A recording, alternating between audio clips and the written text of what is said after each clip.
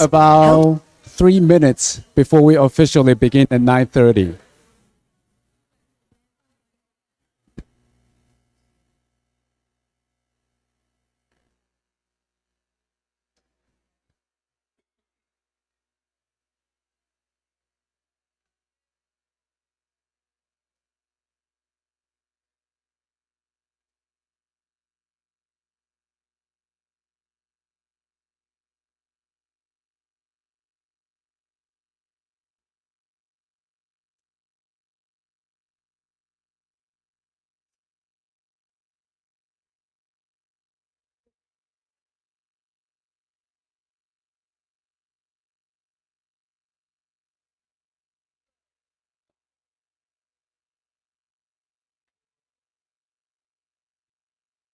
Oh, we still have 2 minutes. You can talk a bit more. Sure.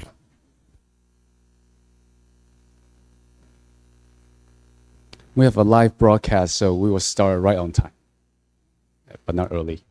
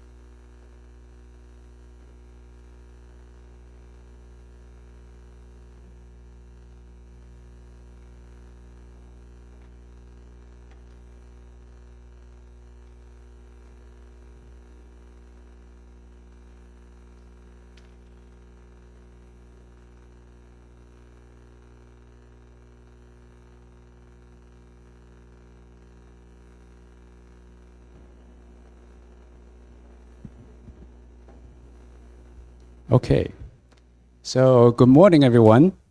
Welcome to the 4th International Student Leaders Meeting on Sustainability. On behalf of the National Pindong University of Science and Technology, NPUST, thank you for joining us. It's great to see all of you here.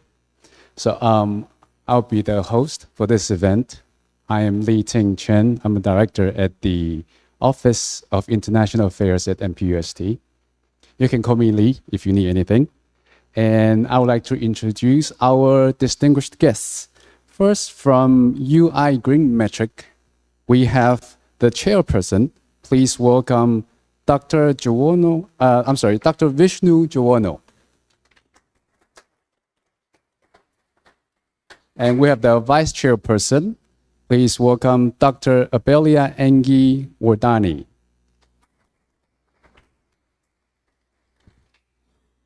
Then from the Center for Carbon Research and Solutions from the National Sun Yat-sen University, we have Dr. Hong Jian Cai. Then from the company Azure Alliance, we have the CEO. Please welcome Ms. Chia Chen.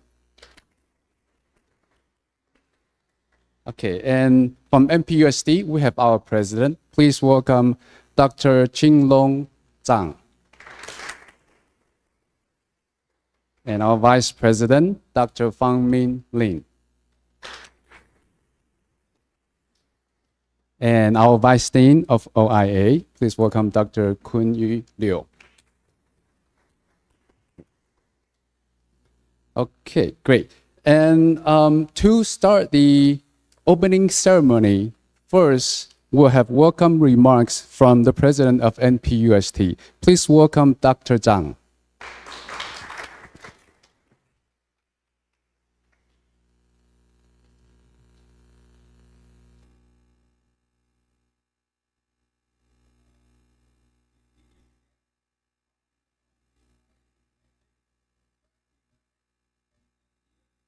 Students from around the world, good morning. It's truly inspiring to see 37 students and 6 lecturers from 14 countries and 34 universities gather here. Your presence proves that by walking around borders, we can build a greener future. Special thanks to UI Green Metric for providing this incredible platform to connect, learn, and grow together. This year's theme, Innovation, Collaboration, and Digital Action, remind us that we cannot tackle climate change in isolation. We need the passion and the action of young leaders like you. Here at NPUST, sustainability is our daily practice, from our wildlife rescue center to our net zero initiatives. Over the next few days, I encourage you to dive into these green issues, experience Taiwanese culture, and build lasting friendships. I wish this International Student Leaders Meeting on Sustainability 2026 a fantastic success. Have an unforgettable time. Thank you.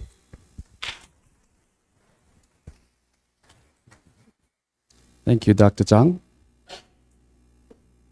Great. And next, we'll hear welcome remarks from Dr. Vishnu Jawono, Chairperson of UI Green Metric.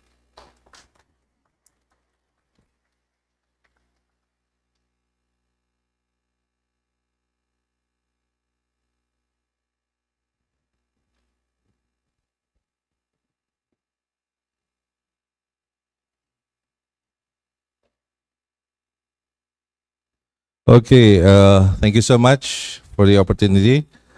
Distinguished Professors Dr.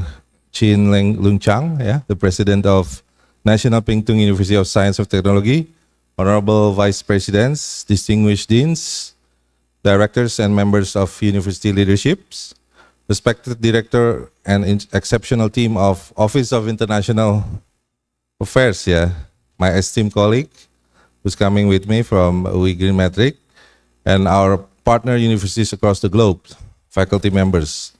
So especially dear students, leaders representing universities from around the world. Very good morning.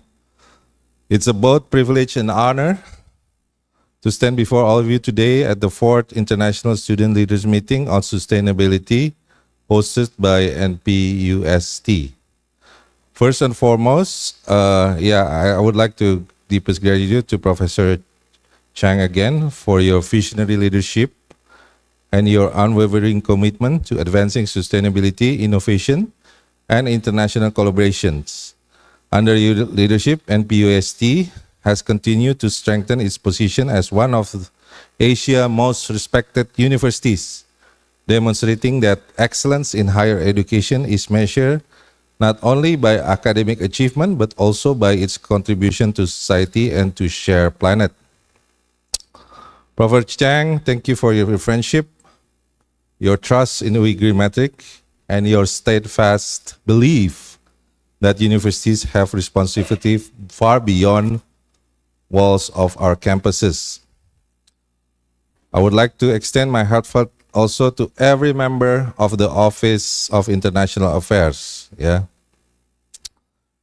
Behind every successful international program, behind every meaningful partnerships, the countless emails, the months of planning, late night meetings, the warm smiles that welcome every participant, these are acts of leadership that often go unseen.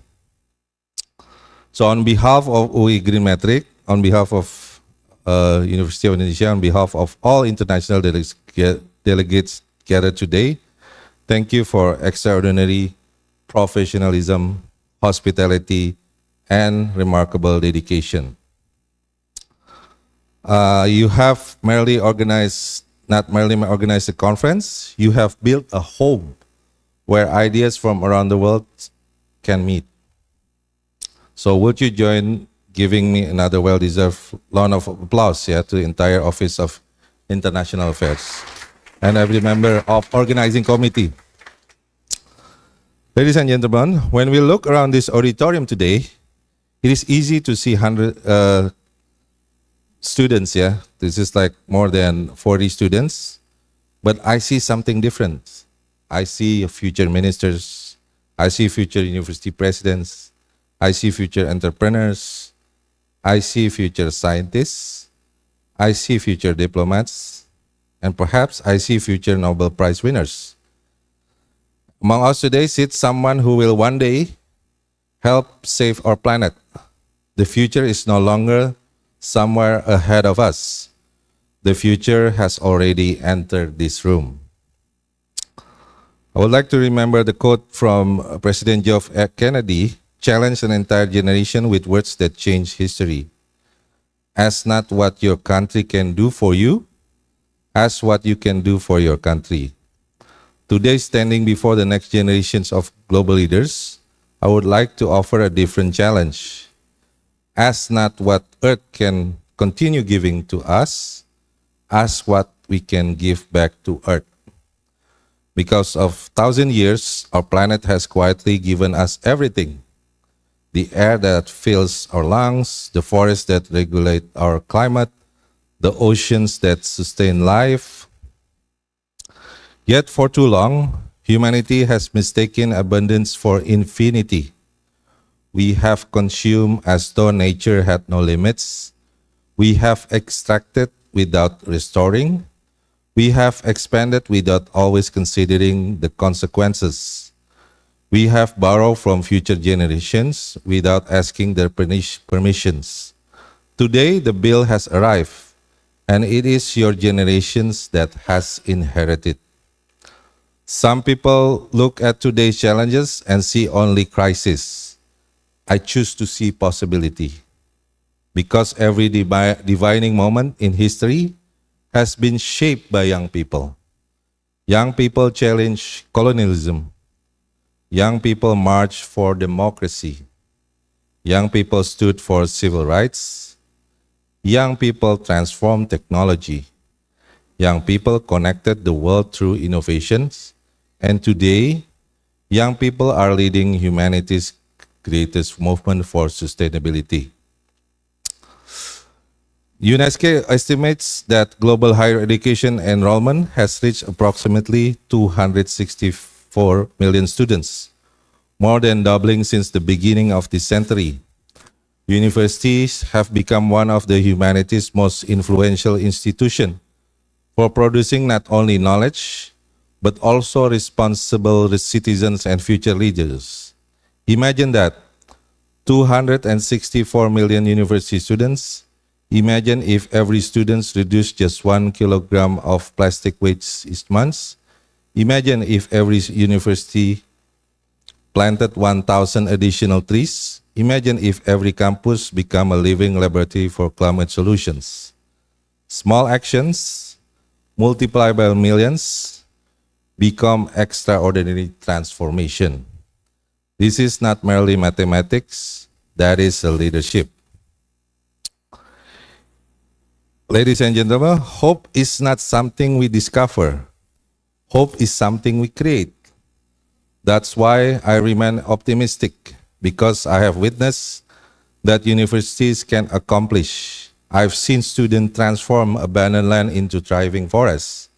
I've seen campuses generate renewable energy. I've seen university communities prove that sustainability is not an ideal. It's a practice. It is not a slogan. It is a lifestyle. It is not somebody else's responsibility. It is ours. This is precisely why UI Green Metric ranking established in 2010.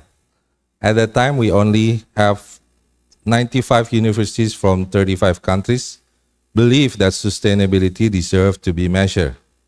Many people thought it was impossible. Many believe universities will never embrace sustainability as part of their core mission. Today, those doubts have disappeared.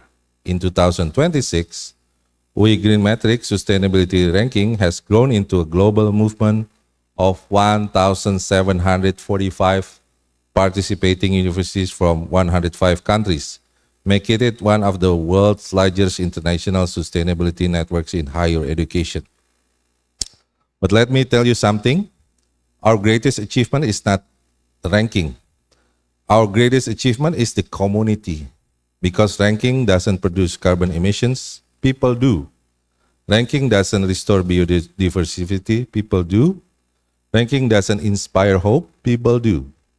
And the people who will define the future are sitting right here in this room. President Barack Obama once reminded to young people, the future rewards those who press on. Today, I would like to add something. The future rewards those who are care. The future rewards those who collaborate. The future rewards those who dare to imagine a greener world than the one day that they inherited. I see a generation ready to lead, a generation ready to innovate, a generation ready to collaborate, a generation ready to protect our common home, and that gives me hope. Okay, ladies and gentlemen, as I look across these rooms, I reminded a simple truth. History is not written by the presidents, history is not written by the government, history is written by ordinary people who choose to do extraordinary things. Every great movement began with someone who refused to believe that future was already decided. Every scientific breakthrough began with someone who asked different questions. Every social transformation began with someone who believed change was possible. That is how history moves forwards. Many people ask me, what is the greatest lesson you have learned from leading We Green Metric? My answer is always the same. The greatest lesson is this: hope is measurable. People often ask whether sustainability can be measured. Of course it can. We measure renewable energy, we measure waste reduction, we measure water conservation, and so on. But there's something even more important than all of those indicators. We measure the willingness of people to work together. Because behind every sustainable indicators, there is human leadership. Behind every successful green campus, there is community. Behind every innovation, there is trust. That is why We Green Metric has never been merely about ranking. It's about connecting university. It's about building friendship across continents. That is why I want to leave each of you with 3 commitments. The first commitment is to lead with courage. Never believe that your voice is too small. Age has never determined the power of an idea. Throughout the history, young people have often been the first to challenge injustice, question outdated assumptions, and imagine a better future. Have the courage to ask difficult questions. Have the courage to propose new solutions. The second commitment is to lead with science. In an era of misinformations, evidence matters more than ever. University exists because truth matters, research matters, fact matters. When we speak about climate change, biodiversity, renewable energy, or circular economy, we must do so with integrity, because trust is built on truth. The third commitment is to lead with compassion. The green transition must not only leave people behind. The sustainability is not only about protecting forests. It's also about protecting people. It's about making our cities healthier, our campus more inclusive, our society more just. Sustainable future that excludes the vulnerable is not truly sustainable. My dear friends, every generation is remembered for something. One generation rebuilt nations after war. Another generation reached the moon. What will our generations be remembered for? Will history say that we understood the science but lacked the courage? Will history say that we recognize the crisis but delay actions? Or will history remember that these generations, your generations, stood up when it mattered most? I believe it will be the latter. Because everywhere I travel, from Jakarta to Rio de Janeiro, from Tashkent to Dushanbe, from London to Pingtung, I met young people who refuse to surrender to cynicism. They organize, they innovate, they volunteer, they collaborate, they plant trees, and so on. So before I conclude, again, thanks for Professor Chang, to the university leadership, to the outstanding Office of International Affairs, to every member of the organizing committee, to our faculty colleagues, and to everyone who involved. Thank you for believing universities are not only places where knowledge is created, but also where character is formed, partnerships are built, and global citizenship nurtures. Your hospitality has reflected every values that sustainability requires: generosity, cooperation, and shared responsibility. Allow me to conclude with words inspired by John Kennedy, whose vision continued to resonate across generations. He reminds us that our problems are created by human beings, and therefore they can be solved by human beings. Ladies and gentlemen, the future is not something that happened to us. The future is something we built, not tomorrow, today. Not somewhere else, here. Not by someone else, by us, together. So when you leave this beautiful campus, do not simply take home photographs. Take home friendship, take home ideas, take home courage, take home responsibility, and above all, take home the unwavering belief that one committed student can change university. One committed university can transform nation, and one united generation can change the world. Let us become that generations. Let us protect this extraordinary planet that has given us so much. Let us ensure that future generations inherit a world that is greener, fairer, healthier, and more peaceful. Because there is no planet B. There is only one, only our shared home and its future. Begin with us. Thank you very much. May peace, wisdom, and hope accompany all of you. Thank you and enjoy the rest of International Student Leaders Meeting on Sustainability 2026. Thank you.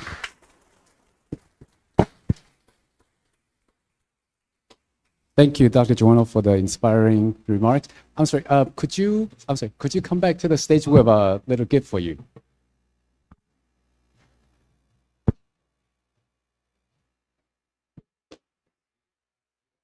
Yes, on stage. Yes, here. Or wherever, is it more comfortable here?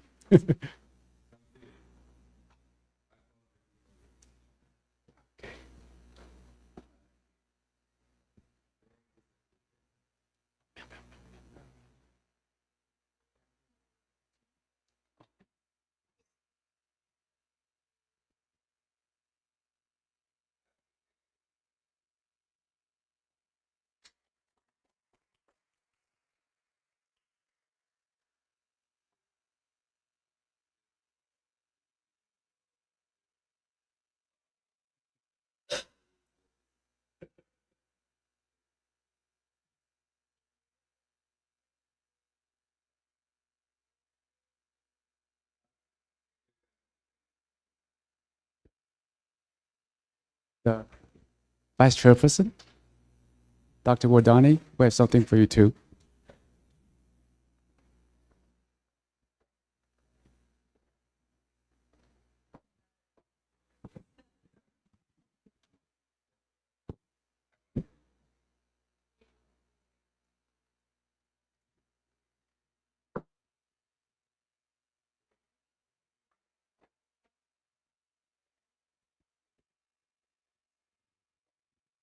Okay, thank you. And now we'll take a group photo. Everybody can just remain seated and we'll take a picture from the stage.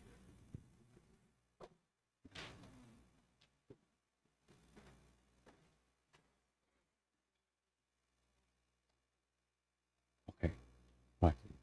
Okay, can we have the participants from the sides, sitting on side, move a little bit closer to the middle so we can get everybody? Just for the photo, you don't have to move everything. And from the right side, if we can move closer. Thank you.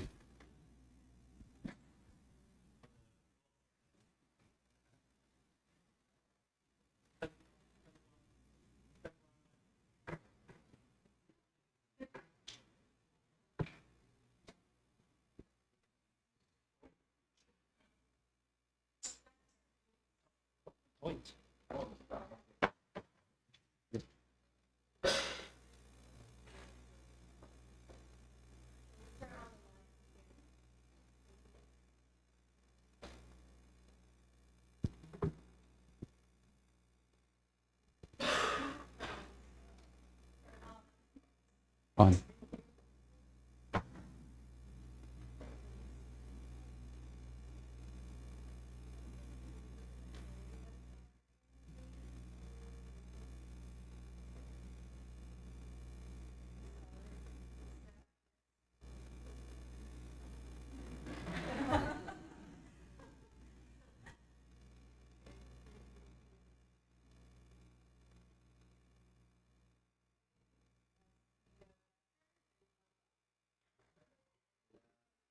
Yes.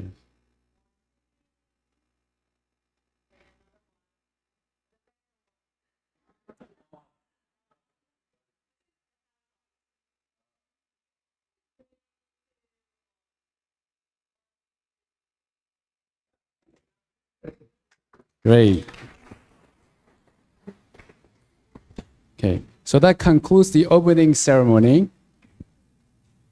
And now we will move to our keynote session.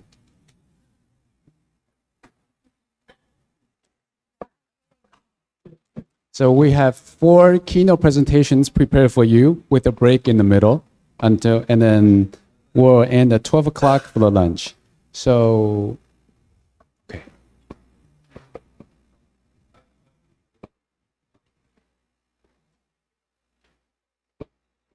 Thank you, Dr. Zhang.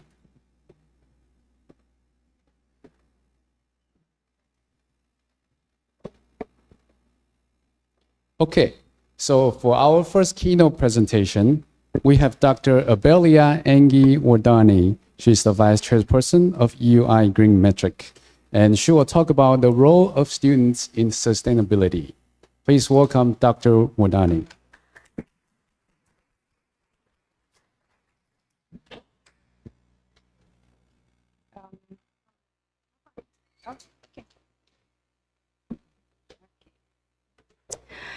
Okay, good morning, everyone.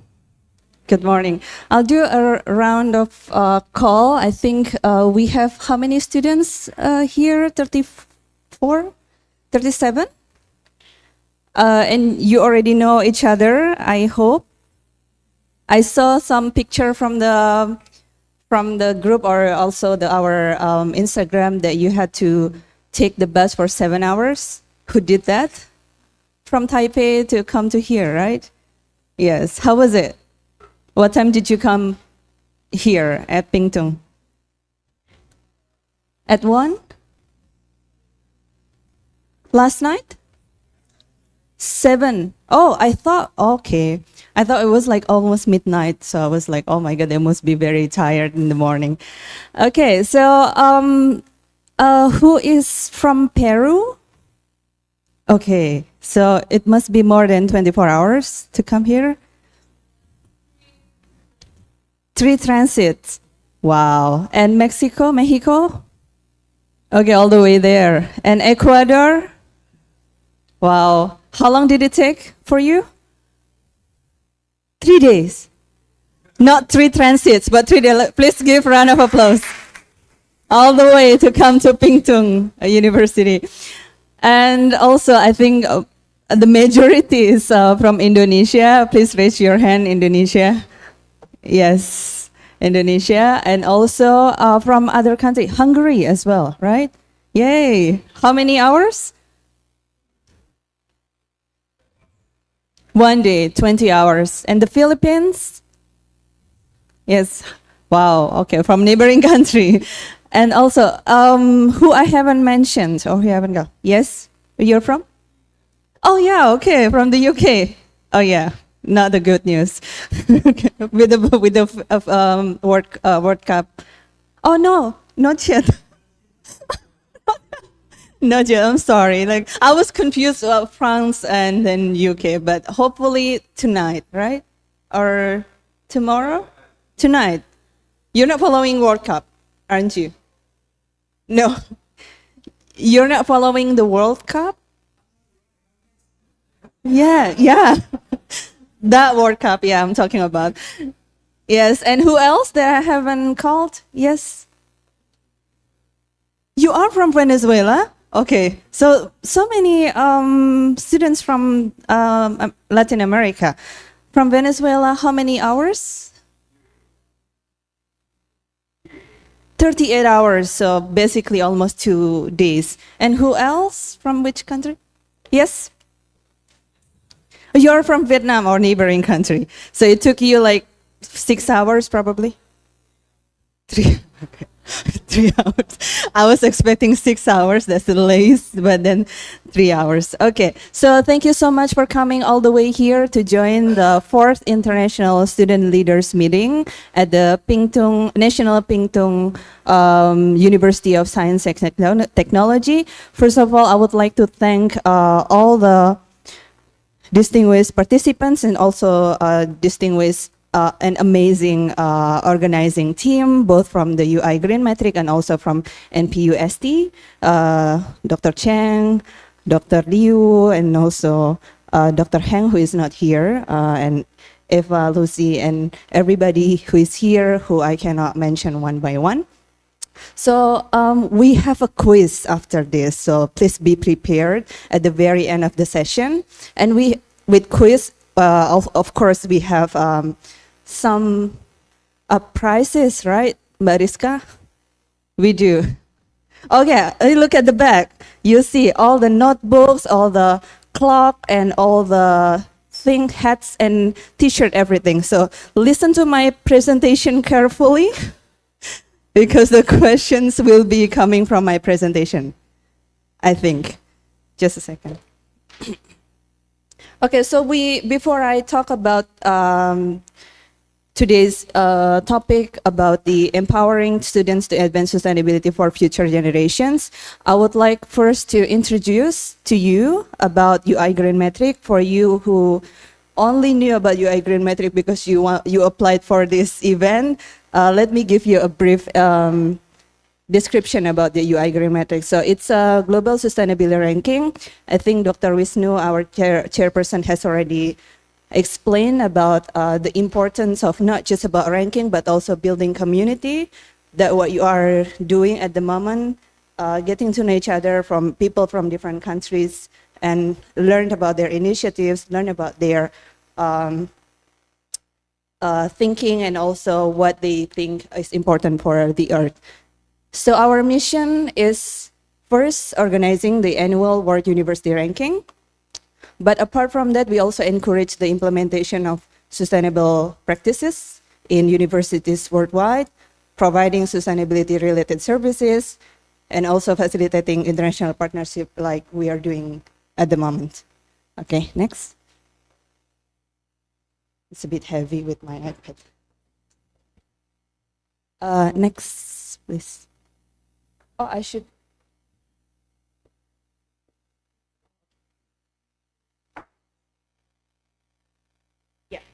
So with UI Green Metric, we have 7 indicators. If you check on our website, we have setting and infrastructure with 11%, and then energy and climate change 20%, water 11%, waste 17%, education and research 13%, transportation 17%, and the latest indicator is the governance and digitalization, which is 11%. So what does it mean? You will need to see like all the sub-indicators under each of this indicator to see what we measure for each indicator. We're not going to go into details for this presentation. So, oops, it's going back. Okay, so here I think all of you already represent the diverse and all the 4 corners of the world where UI Green Metric network is located. But the heaviest participating universities are actually in Asia with 1,061 universities, followed with Europe, 360, and then Latin America with 205. Dr. Wisnu and I just came back from Brazil. There's no student from Brazil at the moment from here, right? No. Last month, I think. Yeah, last month. And we learned a lot from the University of Sao Paulo, University of Rio de Janeiro, and hopefully we will learn from your university one day. We can come there and then I don't know, you organize like events for students or for lecturers, and then we can learn together. And the total is 1,745 universities from 105 countries all over the world. Okay. So this is just a brief history about the UI Green Metric. The participation, we started it in 2010 with only 95 universities from 35 countries. And over the past 15 years, we have reached this number with 1,745 universities from 105 countries. So you are proud of that. Okay, so what we do, I think for most of you, you know already about the Sustainable Development Goals, right? What about the Sustainable Goals number 8? Who could answer that? Okay, you're from Indonesia, I think, with batik.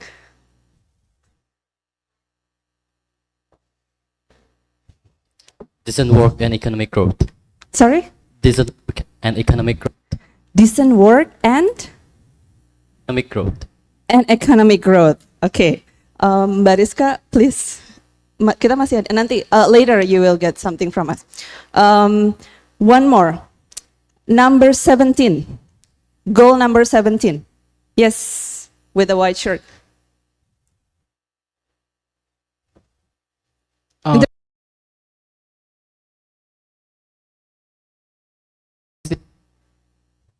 Partnership for the goals. Yes, partnership for the cause. And that's what all this about. And then we put a lot of emphasis on the SDG number 17, which is partnership for the growth. Of course, we could do this event through online, and then everybody can present their findings or their initiative online, but online meeting doesn't replace in-person interaction. So partnership needs also, as Dr. Wishu already mentioned in his opening remarks, interactions between human interactions is what actually change the future, because sustainability should involve community, it should involve interaction, should involve people to people talking to each other. I'm an anthropologist anyway, so. So I advocate for that too. So this, our indicators align with different goals for the SDGs. So for example, setting an infrastructure, it is at least 6 goals are integrated in this indicator, as well as the energy and climate change, 6 goals, waste, water, transportation, and the most important one, because we are from the university, it is the education and research, which we have 1, 2, 3, 4, 5, 6, 7, 8, 11, 13 in goals. And the last one is governance and digitalization with 6 integrated goals. Next one. Okay, so now we move to the main presentation. What are the roles of the students? This is not, you will, although you will not get prize for answering this, but please help me answer. What are the roles of the students according to you? Anyone would like to raise hand and then? Yes? Hello, I am Gail from the Philippines. Yes. So as students, obviously we are the next generation of leaders, and it's important that as we are young, we need to learn more about the Sustainable Development Goals and its processes, as well as expose ourselves to events like this so we can use it for future planning or future development. Thank you. Thank you. From the Philippines. I don't really get your name. What's your name again? I am Gail. You may Gail. call me Margaret if Okay. I'm okay with it. Yes, thank you. Okay, one more answer. Yes. Gentleman with, from Hungary. Yes, Yes. thank you so much. I'm Nandor from Hungary, from the University of Szeged. And I think as students, especially as young students, young people, our main job is to bring in new ideas and not think in the rigid structures which are pre-existing, but try to modify them, or if it's necessary to break them and bring in new ideas, new systematic thinking, new value systems. Thank you so much. Your name, sorry again, can you repeat? Nandor. Nandor. Yes, okay. I went to Szeged in 2012 when I was still student at in France. I went to your city, and then I went to the historical place, Popia, I don't know, like with the thing. Opustasser. Opuskasser, Yeah. yes, that one, yeah. Great. It was like 14 years ago, but I went to your city. Be very happy to welcome you It's back. like out of nowhere somehow. People go to Budapest, but yeah, I went to Szeged. Okay, thank you so much from the Philippines and Hungary for helping me answer the question. So, yes, of course, students can become the agent of change. But the question is how to do that, where to start, and first understanding your role in order to be able to meet or bring about the initiatives to come to life or to materialize it and to become the change agent of change itself. So anyone who have started any project or initiative in their campus? Somebody else. Just a second. Someone who hasn't said anything. Okay, in the back, gentlemen.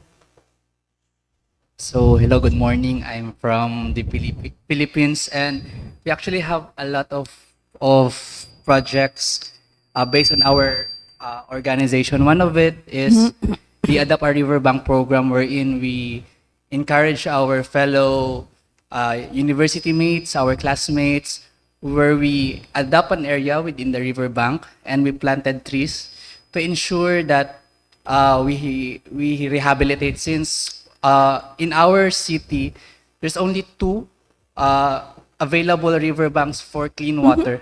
So with that, we wanted to effect change. We wanted to effect and then act as in a way that we can as students. So that's one of our projects. We also have Eco Summit, where we gathered young people from all over our region, and that's it. Okay, so you're working on the river banks in which city? Davao City po. Davao City. Okay, with all students, and you lead that? Yes. Okay, thank you. One more initiative. Someone else who hasn't spoken yet. We give chance to other. Okay, with Batik, please, gentlemen.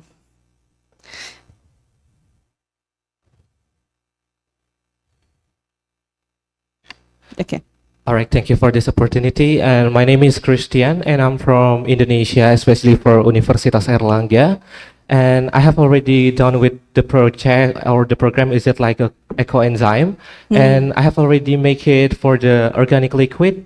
The function is to recover or to overcome the blooming algae problems, especially from my lake in university. Okay. So every student in my major, environmental engineering, has already done for make it the project or the program, so that we have already know that about ecoenzyme can overcome all the problem for sustainability, especially for the blooming algae in my campus. Wow. Thank you. Thank you. Ecoenzyme for the algae in the campus lake. Congratulations. And one more, maybe from geographically not from Asia. Any initiative? Okay, then yes, please. Hi. I'm from the UK. The initiative that I've been involved with isn't something that I've done exclusively with the university, but the university has kind of fueled me to join in with this initiative. A friend and community development colleague of mine has set up something in the UK called UK Action on Plastic. So it is a nationwide conference that brings together people who are researching about plastics, students who are researching about plastics, campaigners, activists, entrepreneurs, artists, educators, and the intention is to kind of mobilize people, bring them together connect the dots between different industries and sectors with the view to have a bigger force and influence in changing policy. Okay, in that's the country. great. So, Yes. Thank you so much. So we have two different examples. One is the grassroots level implementation, and then your name is Josh from the UK. He mentioned about the importance of advocacy, policy advocacy level. So there are at least two levels, the implementation and also the advocacy level, that you both can contribute as students, of course. But here also we would like to emphasize that when we talk about sustainability, it's not always about a grand scheme of thing. It can always start with you from individual level, and you can start with your community, with what from UNIR mentioned about all the members of the department contribute and participate in the ecoenzyme, and as well as organizing the conference as well. So start from individual, community, and then you can build it up into bigger scale it up. Okay, so next, how many minutes do I still have? Because the quiz is 3 minutes. 6 minutes, okay. So here I would like to also emphasize on the importance in bridging the gap between the global challenge to campus intervention. I think we have covered a little bit from the examples that some of you have mentioned, that the issues or the problems in the global scale can be addressed from the solutions that you think about or you already do it at the university level. So for example, the climate change, global warming, excessive energy emissions, you can start it by organized car-free day in the campus or motorbike free day and promoting cycling. Who cycle to campus? Who use bike? Okay, 1, 2. And then walk. Okay, good. EV, both car or motorcycle, electric. Yes, you as well, yes. And then who use public transport?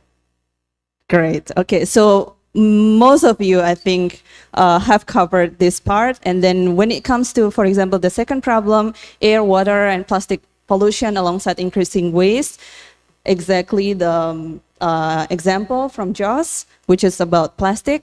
And what you could do, environmental education, run local school programs, raise community awareness on waste management and pollution prevention. And the third example of the problem here, we mentioned about loss of biodiversity and passive environmental neglect. And what you could do is, for example, organize tree planting. Who have done that? Tree planting? Great. And cleanups at the beach, river banks, yeah, and lake with ecoenzyme, for example. And other places that I haven't mentioned for cleanups, for example, beach, river banks, lake, anywhere else where we can clean up? Activity? At the open dumping? No? Okay. Recycling competitions, Earth Day events, and social media campaigns. That's I think the easiest way is the social media campaigns. Start from your own account. And the impact outcome for this initiative is that students can help create a greener campus while simultaneously triggering behavioral change in the broader society. So this is for an example of the daily blueprint that we covered already from the discussion with you. So from individual decision, you make decision every single day when you wake up, whether you will use your tumbler to go to the university or you will just, okay, I'll buy a bottle of water, plastic bottle. And then it will continue with like how you decide the second decision, third decision, and eventually it become a habit for you. And then it can inspire others through visible, consistent action. Next. Okay. And this is just to give you some visualization of what individual action, if everyone does it regularly and being like part of their habits, it will give eventually a collective actions that will generate a more significant impacts towards achieving the sustainable development goals. Okay, so this is, I would like to emphasize on this slide, which is the student-centric collaboration note. I think who have worked with the local government for their project? Are your government supporting you? Yes, okay. And campus community, your campus supports your initiatives? Yes, of course, you are here. This is an excellent example of how campus supports your activity. Environmental NGOs in your area?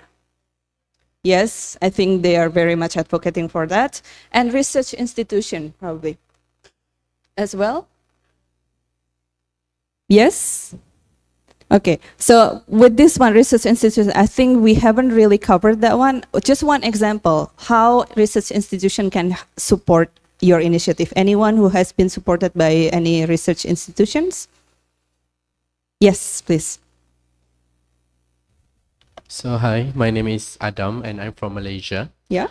So basically what my team did is we built a artificial reef to plant into the oceans to help enhance reef productions. So basically what the institution did is they study whether the material that we use to build the artificial reef is going to contaminate the ocean or not. And then from there we can build a better artificial reef that doesn't contaminate the oceans, with all the chemicals that we use. And what is the outcome, output and outcome for that? So after we plant at Pulau Song Song in Kedah, it's one of the state in Malaysia. So after that, the growth of the reef is increasing by 30%. And after that, we cannot say that all, when we talking about artificial, we cannot guarantee 100% there's no chemical contaminations. We of course can reduce it, but from what we can get is there's very less contaminations of chemicals in the ocean after that. Okay, thank you so much. So all of these stakeholders have very important roles and they have responsibilities as well actually, but as students you could always go to any of them and then also like all of them to ask them to get support and partner with them and then collaborate. And then the next one is some of the examples. I think you already have mentioned about your own example, but here are some of the examples, student-led best practices, which is from Mexico. It's your university? No? From Mexico? No? Okay. Universidad Autónoma de Nuevo León, book donation campaign, use-friendly eco bag, reuse, reduce, recycle program, and then from Germany, Umwelt Campus Birkenfeld, cleaning up day in the campus. We haven't mentioned campus. Waste training workshop, student participation in the repair cafe supporting circular economy practices. And then this one is from Universitas Indonesia.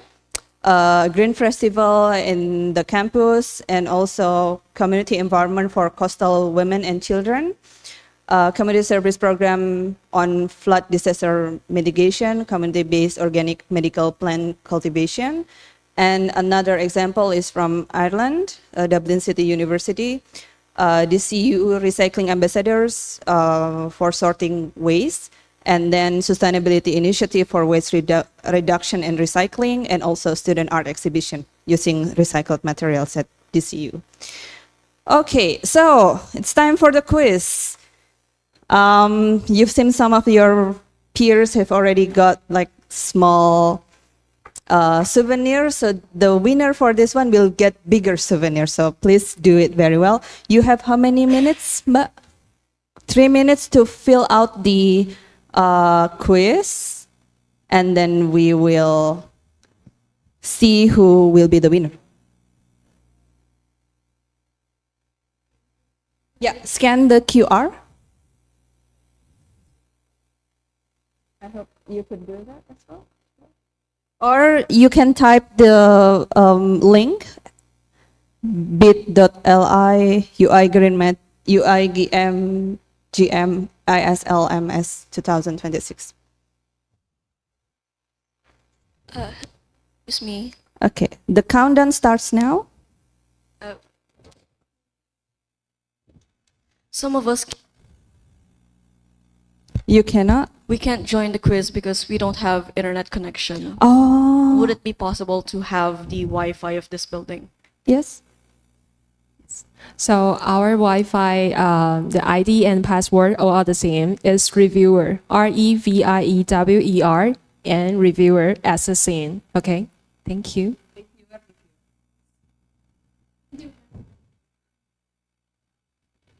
Yeah.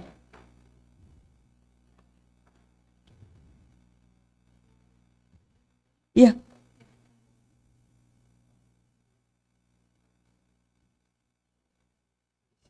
NPUST, you choose the network of NPUST-M. NPUST-M. It's on the back of your name card. You can have the instruction. NPUST-M. No? Can you find the network? No. Okay.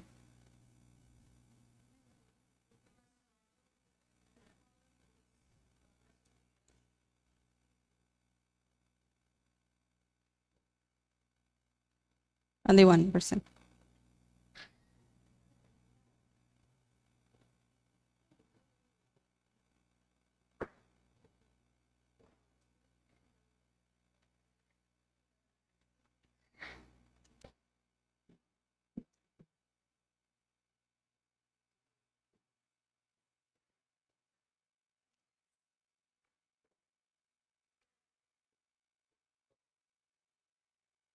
Tertinggi apa?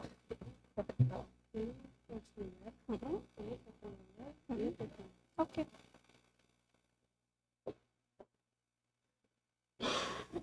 Bisa tahunya dari mana? Ntar. Bisa tahu hasilnya dari ada dari Mas. Udah mulai ada jawaban.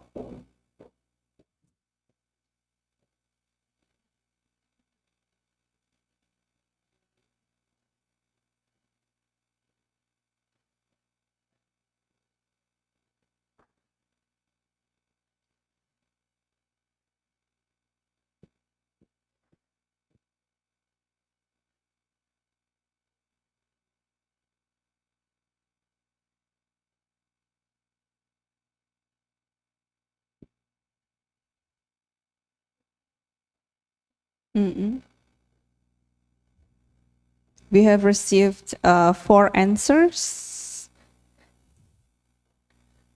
And we still have 40 seconds.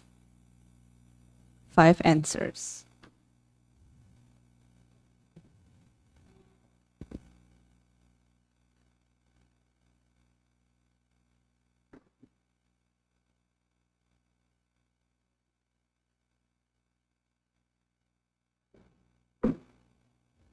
Twenty seconds.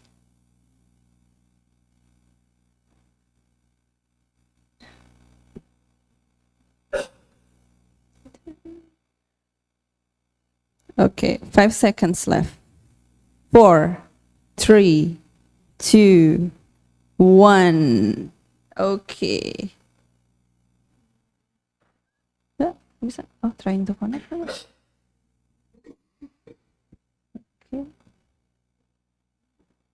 Nggak bisa kan? Mungkin udah ada.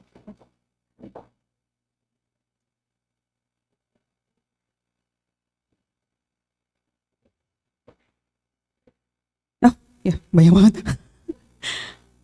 Oke. Wow.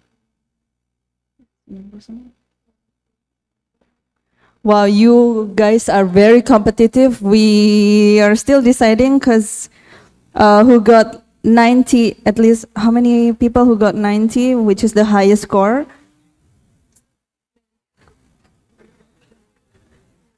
Tapi kan sort based on time, ya. Penyelesaian. Time. Okay. Okay, so we got the winners. So from the 30, how many participants joining eventually? From 36 people who filled out the quiz, we have 11 people who received the highest score, which is 90 out of 100. Yay, congratulations from you all. And based on the timing, who answer it faster, we have 3 winners, which is the third winner first. Third winner is, enggak dong dia. Enggak kan, dari 90-nya dulu. Short by skornya. Ya itu, ya. Okay. So third winner is from University Technology Malaysia, Ahmad Adam. And then the second winner is from University of Science,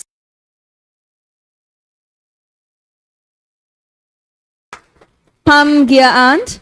And the first winner is from the University de La Salle University Das Marinas. Many people, just a second. Hans Reginio. Congratulations. Hans? Okay. Okay, please step forward, and then we will. I'm inviting our chairperson, Dr. Wisnu Juwono, to give the prize for the students.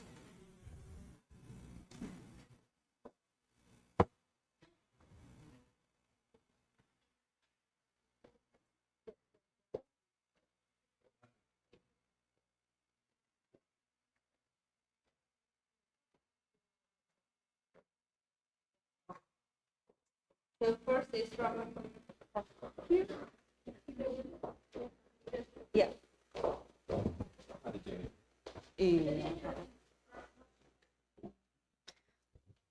Okay. Pak.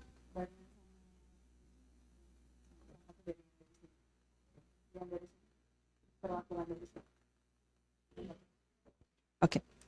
Yeah. Okay. So we start from the third winner.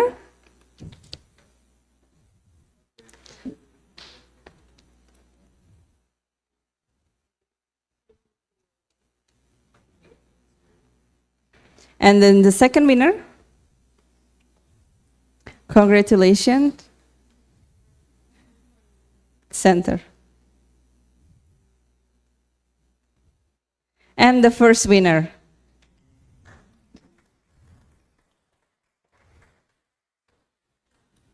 Okay. Yes. Thank you so much, Dr. Wisnu Juwono.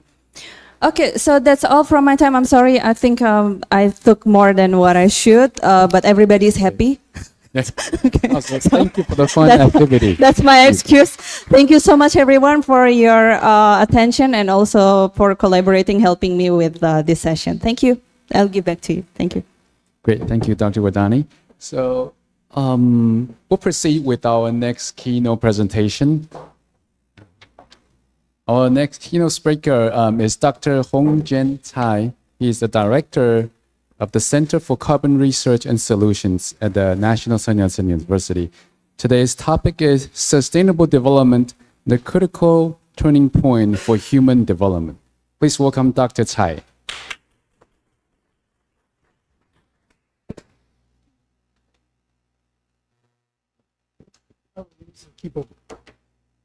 Hi everyone, it's my honor to deliver this speech in the 4th International Student Leaders Meetings.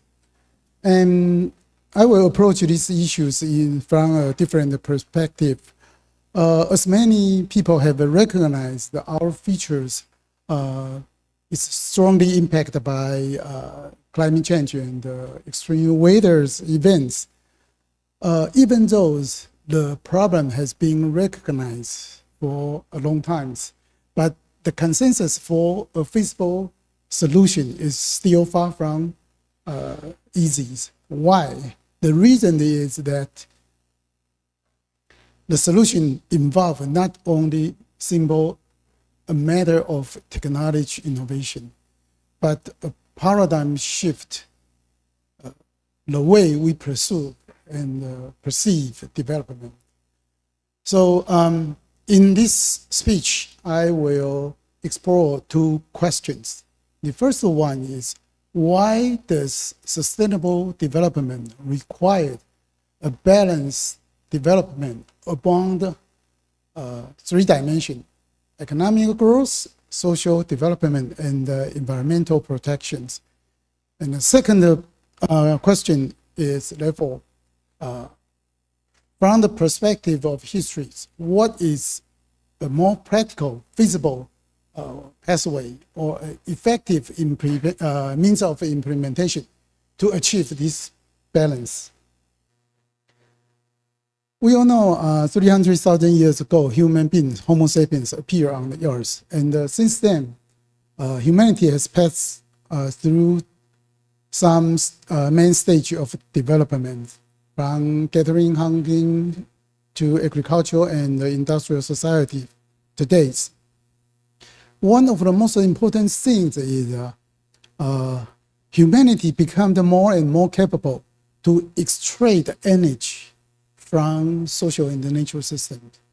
And this energy surplus support the sophisticated system of knowledge advance and division of labor, and therefore expanding our human agency to transform our social system and the natural system as well.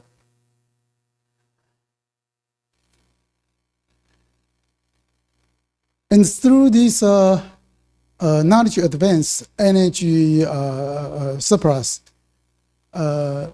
we got it's generated the extraordinary gains in our industrial society today. And these extraordinary gains reflect in our rapid population growth. The longer life expectancy involve healthcare and living standard, and also expanding long-distance trade and accelerating flows of information we enjoy today globally. However, the success doesn't come at no price. As you all know, economic activities are embedded in society, which in turn embedded in the earth as our ecological systems. And if accelerating economic growth simply goes through intensifies exploitation of nature and social system, and we will have the social conflict and the environmental deterioration. Let's check out some historical facts. This is the tendency of economic growth for the past 2,000 years. As you can see, this annual economic growth of 3 or 4% we used to hear is simply a phenomenon happened in 20th centuries through the whole human histories.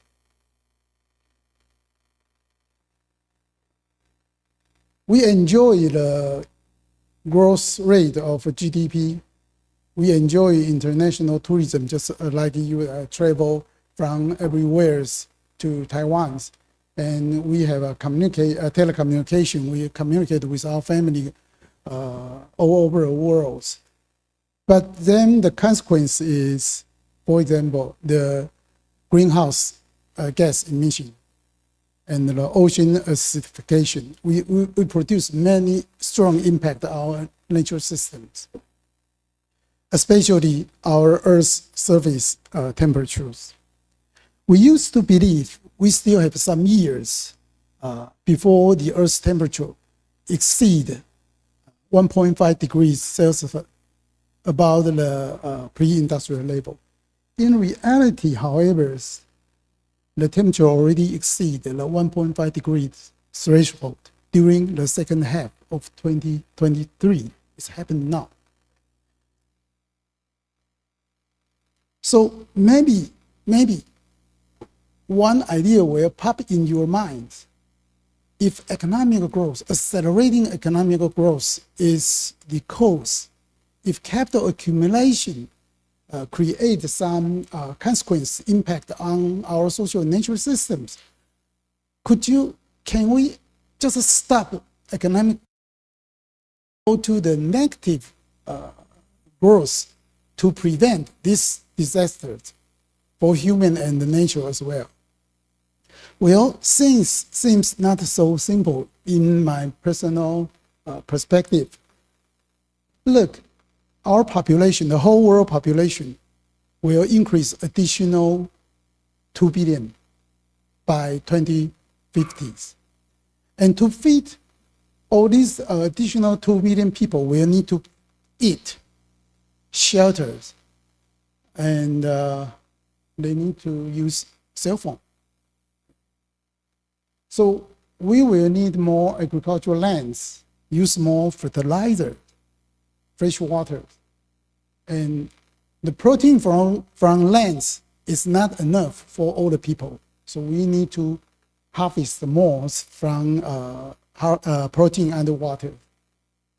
And also we need more energy to support long-distance trade and transportation, let alone the AI development. And where does we come from the extra energy? From fossil fuel? Okay, so the GHG emission happened again. So we do need a visionary concept of development. We need a new paradigm for our development models. In the traditional ones, capital accumulation occupied the priority positions. And in a new development models, the capital accumulation must coexist, must be balanced better with our social and natural system. Only in this well-balanced development can our development be more sustainable. That's why sustainable development will require a well-balanced among the three dimensions: economy, social, society, and the environment. And this idea is already well stated in the UN report 10 years ago. And because failure in any dimension will inevitably undermine the sustainability of the other two. So it must be one and all, an integral whole. It's a new trinity. So the second question, therefore, is through what kind of a means of implementation can we achieve this balanced development? Yes, here, the 17 SDG, Sustainable Development Goals, is proposed by the UN in 2015. And SDG encompass a wide range of economic, social, and environmental issues with the cosmopolitan aspiration of leaving no one behind. This is good. But sometimes it's too romantic to be true. You can see the annual progress report every year. Only 56, this is the 2025, 18% of the target. But in 2024, it's even lower of the target is on track to be achieved. Why? The reason is always about capital accumulation. Because the world capital concentrated in a relatively small numbers of reaching economy, which has a better economic capacity and the human capital to invest in SDG or sustainable development. So for the UN system, there's always a challenge require UN system to channel the social capital from the wealthy economy to the developing countries. And this is always the problem. Underfinanced. And compared to the SDG approach, there's another one also proposed by the UN system, the ESG approach. This approach so far, as we can see, is achieve a better institutional success. Okay. Institutional success, I would like to emphasize again. I will explain later. I don't mean this is a final solution for every problem.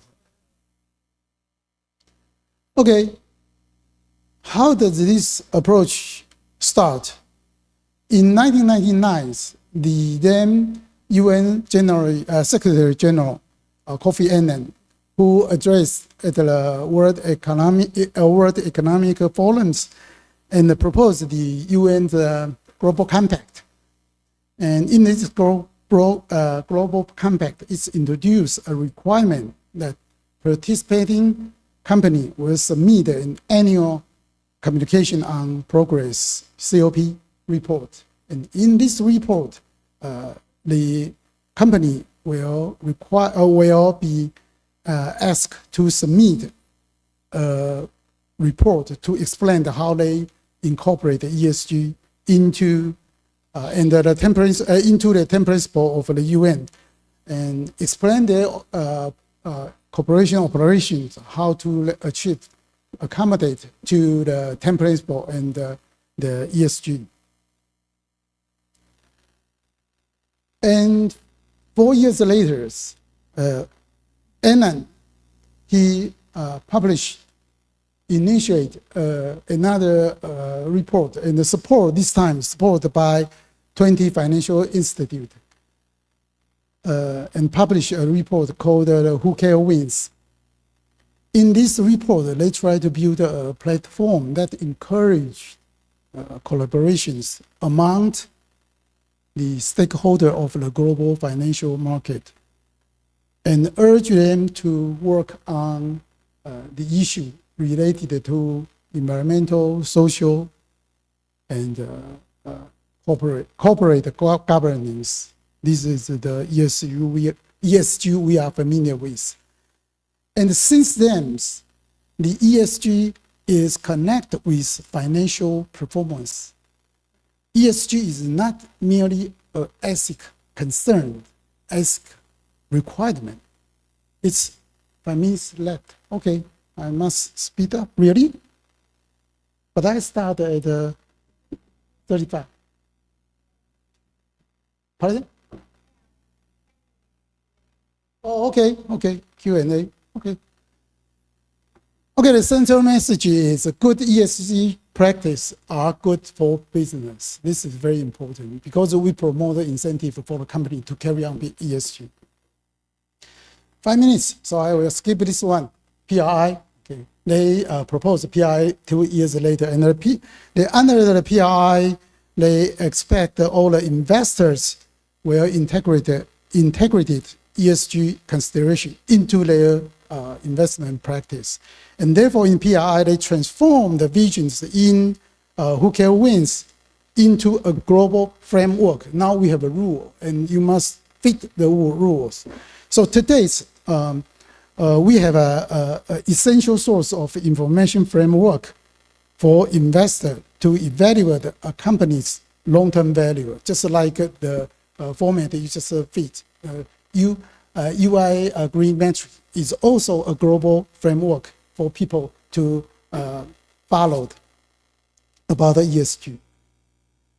So please note the argument I'm making here. I'm not saying the ESG reporting already provides a final solution for all ESG problem or SDG achieve net zero emission. No, I'm not saying.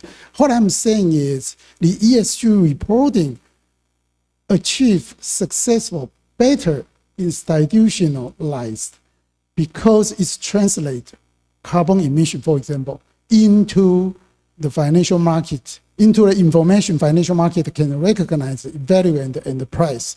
And therefore, the point 3, the ESG reporting establish a mechanism in which financial capital can constrain industrial capital.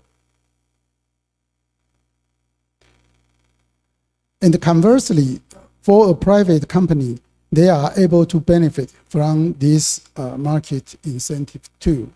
A better, strong performance of ESG of companies can improve their access to green finance, enhance their reputation, and therefore stimulate the company to investment in low carbon technology and the whole supply chains. So finally, I must make a concluding remark. To achieve a genuine balance between the economic growth and environmental protection, three conditions must be made. The first thing is price the cost. We all know the company generate externality. They generate some consequence on environment damage, but they don't pay for that. So we want the company to pay for that.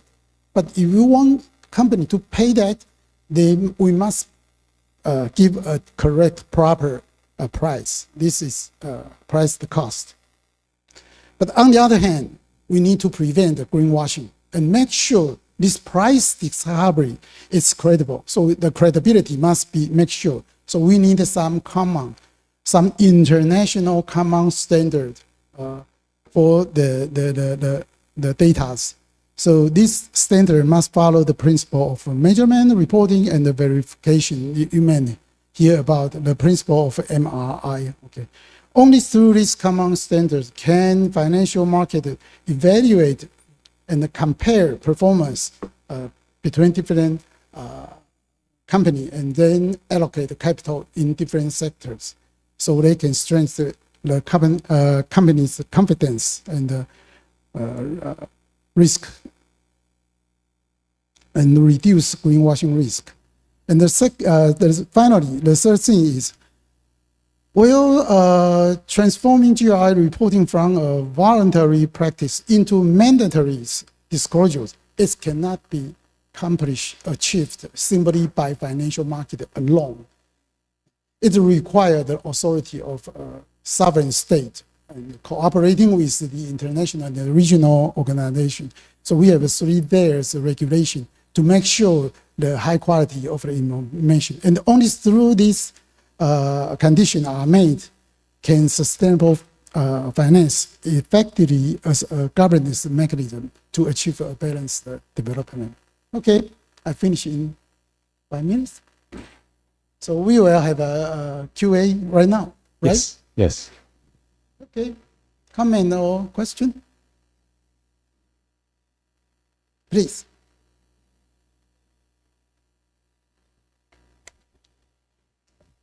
Hello everyone.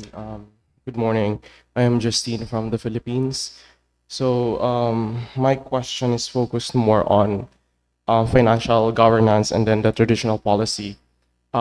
So basically, your slide, it says there that compelling argument that ESG reporting establishes a governance mechanism where financial capital constrains industrial capital. It translates carbon emissions, which were traditionally regulated by environmental policy, into market-recognized information. In your view, how does this market-driven approach eventually replace the need for traditional government-led environmental policy, or how must government regulate evolve to work alongside with this financial government? Okay.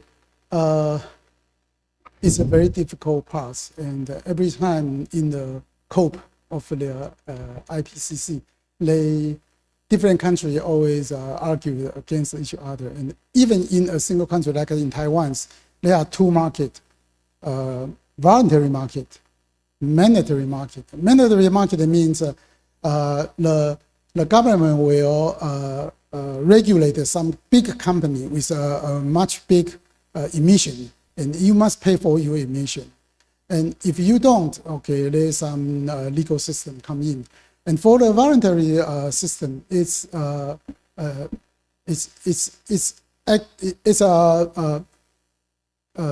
the government don't ask you to do emission reduction, but if you do that, the government will give you carbon credit for a rewards. But that's always the problem is how much the reward government should pay. And they always involve a very important thing, methodology. The methodology must be very strict. So we will produce the information with high quality. Because all this information will turn into cash in financial market. And it's this standard methodology that's getting improved and changed in national system or in international system or in the regional system like EU or the COSIA in ICAO. So it's a lot of things is changing. But my opinion is the basic tendency is methodology is more and more strict, and the information quality is even better. So eventually, I think there will be a market converging. The mandatory, the voluntary market will merge with the mandatory market, and then the national market will merge with the international market.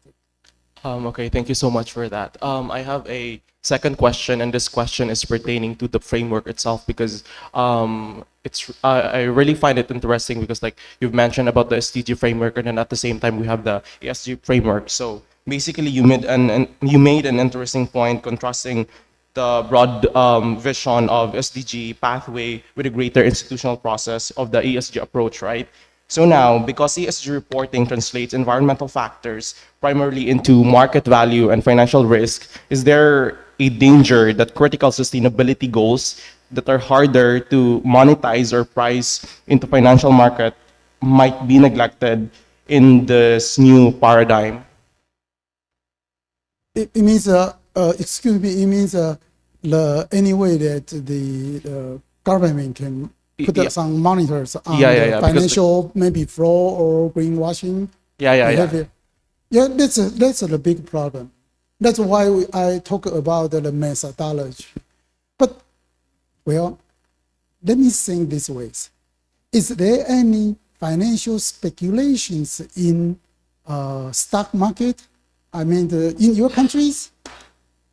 Is there any financial speculation right now in your daily stock market? In Taiwan, you know, in Taiwan, the stock market right now is very hot. 30 or 40% they buy a stock and sell the stock 3 hours later. That's a totally financial speculation. We cannot eradicate all speculations out of financial market. It's impossible. Only if the financial market carry on its proper function, raise capital for the area worth investment. And if this financial market for the carbon emission reduction, if they can improve the carbon reductions, then the financial market is good.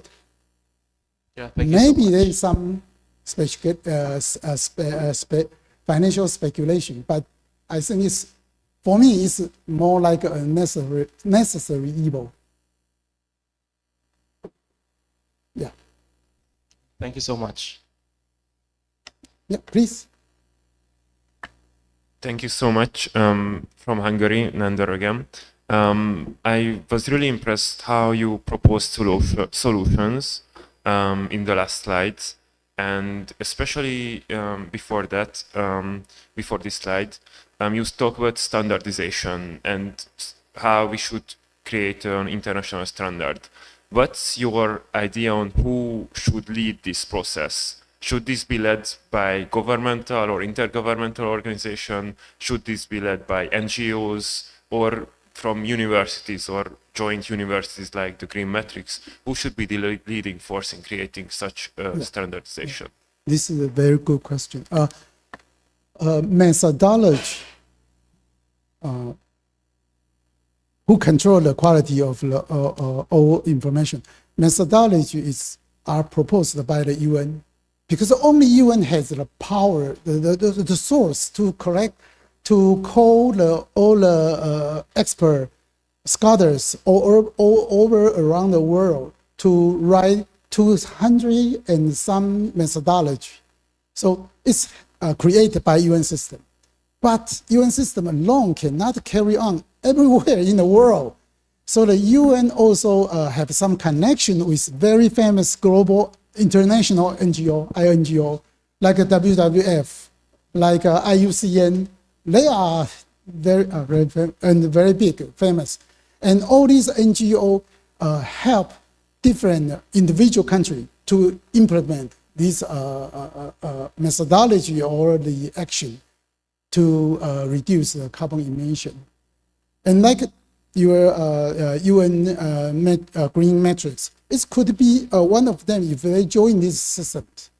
So it's a public-private cooperation. Yeah, yes. Do we have time? Sorry. Or more questions? Okay. Hello, I'm from the Philippines, and at first I would like to thank you for this presentation, sir. My question would be on the externalities and valuing the costs of these externalities. So there's the concept of green GDP and there's the concept of green accountancy. However, the issue lies on the difficulty in capturing the total cost or even the data for these externalities by itself. Do you have any example practices that a company or a government can apply in their own country? Thank you. You mean even better index for a company or countries in addition to GDP? Is there a better standard practice for a government or a corporation to adopt in their practices so that they're valuing the cost of externality is more clear and more available in terms of data for the people? Okay, I will give a practical example rather than some idea what we should do, but what are currently happening. You know, in EU, they carry on the system called the ETS, Emission and Trade System. They will set a cape for every country, every country and every company, and say, for example, a company cannot emission over 10 million tons of carbon dioxide this years. So if the company emission 1 million tons of greenhouse GHG emission, they will pay for the emissions. Okay, so they set a cap for the company, and the company will trade for their allowance. And you know how much they should pay for the 1 extra ton of GHG emission in EU system. How much tons you would like to pay in Taiwan? Anyone from Taiwan? Okay, 300 NT dollar. That's $10 US. But in EU, how much do they pay? Have you any idea? You can Google it. 70 to 80 euro. It's much higher. How can European so generous to pay such a high price for the carbon emission? Okay, so I will say the EU is more progressive in terms of carbon emission trade. They are more progressive. And how can they do this? Well, it's a lot of things together. They suffer climate change so much because there's the Mediterranean seas and the hot weather from North Africa will direct the heat Europe and even the North Europe. So they are very well aware of these things compared to people in North America. Oh yeah, people in US. If you come from US, I'm sorry to say that. Okay. So that's EU may be a better example to answer your question. Okay. Thank you so much, Dr. Tsai. That's it. And if you have any other question, you can write email to me, and we will keep a conversation, keep a discussion. Thank you very much. Okay, thank you. And now we'll take a break. Please come back by 11:10. Okay, there's a bathroom outside with water and snacks, but inside the auditorium, please just bring the water. You can finish the snacks outside. Okay, thank you. We'll see you at 11:10.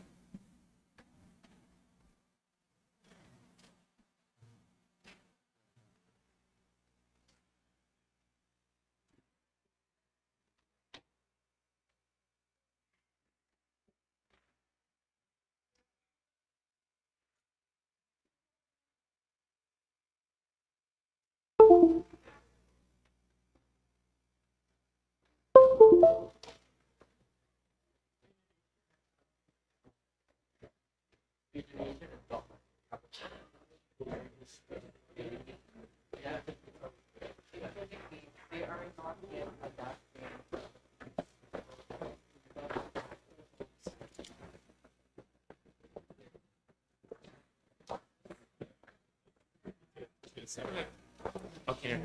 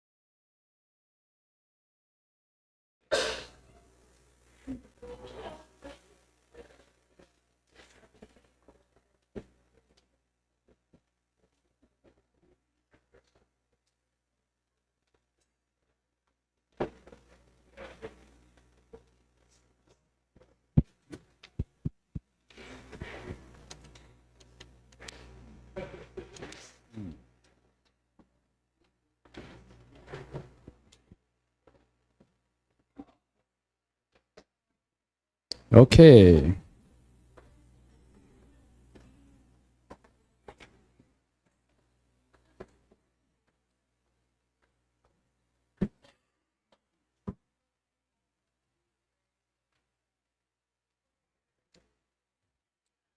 Okay, so now we'll resume with our presentations.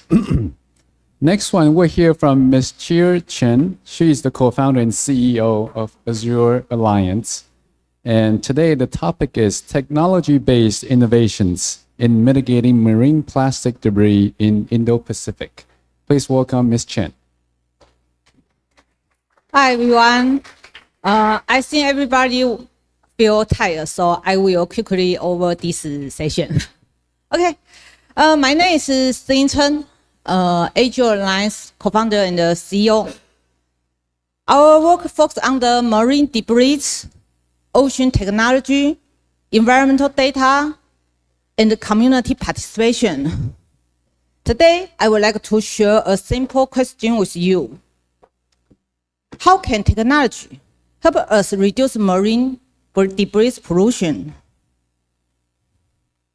I will also share how we developed an unmanned clean boat in Taiwan and how we work with community, company, researcher, and government. Before we begin, let me briefly introduce myself. My academic background is mainly related to marine science and environmental engineering. I studied marine environmental engineering and later received a master's degree in the marine environmental chemistry and ecology. I also studied entrepreneurship and innovation in the National Taiwan University. Because of this background, I look at the marine pollution from different perspectives. It's not only an environmental problem, it's also a technology problem, a management problem, and a social problem. At Azure Alliance, we try to connect these different fields and turn research into the real action. Azure Alliance was founded in the 2019. We are an NGO based in Taipei. Our mission is creating a clean future through the technology, smart for the cleaner ocean. This smarter means use a technology and cooperate everyone to join this project. And our vision is provide a suitable solution for water affected by the plastic pollution. We don't believe that one technology can solve every problem. Different places have different needs. A small fishing harbor, a river, marina, and open coastal area require different solutions. Therefore, our goal is to combine technology, science data, and local knowledge. This is today's agenda. Presentation has 4 main parts. First, I will explain the major pain point behind the marine plastic pollution. Second, I will discuss the physical, regulatory, and operational challenge. Third, I will introduce the Azure project and our unmanned clean vessel. Finally, I will discuss what we have learned and how different sectors can work together in the Indo-Pacific region. Let's talk about pain point. Marine plastic is not just an environmental issue. It's essential a government's challenge and test how we coordinate across policy, sector, and the border. There are 3 common government problems. The first is slow government response. New technology often need to go through long testing, approval, and regulatory constraints. And the second is unclear responsibility. Marine debris may involve environmental department, fisheries department, port authority, and the local government. When responsibility is divided among main agents, action can be slow. The last one is competition for the resource. Government have limited budgets. Environmental protection must compete with transportation, economic development, public safety, and other important needs. Therefore, marine debris management is not about removing trash. It also requires clear responsibility, stable funding, and a long-term policy. Marine debris cause many different impacts. It harms marine animals. Animals may eat plastic or become trapped in the fishing net, plastic bag, and abandoned net. As we know, plastic straws break into small pieces called microplastic.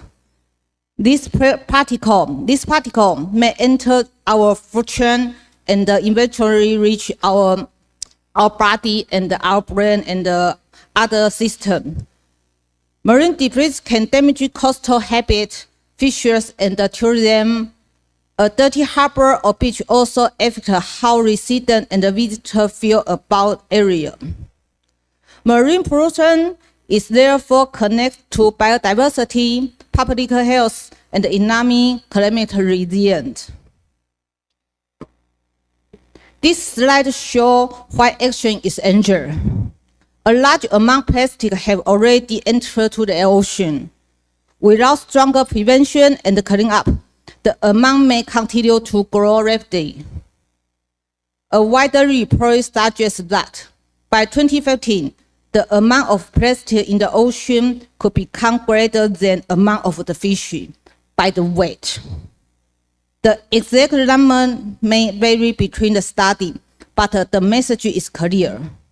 We cannot wait until 2050 to take action.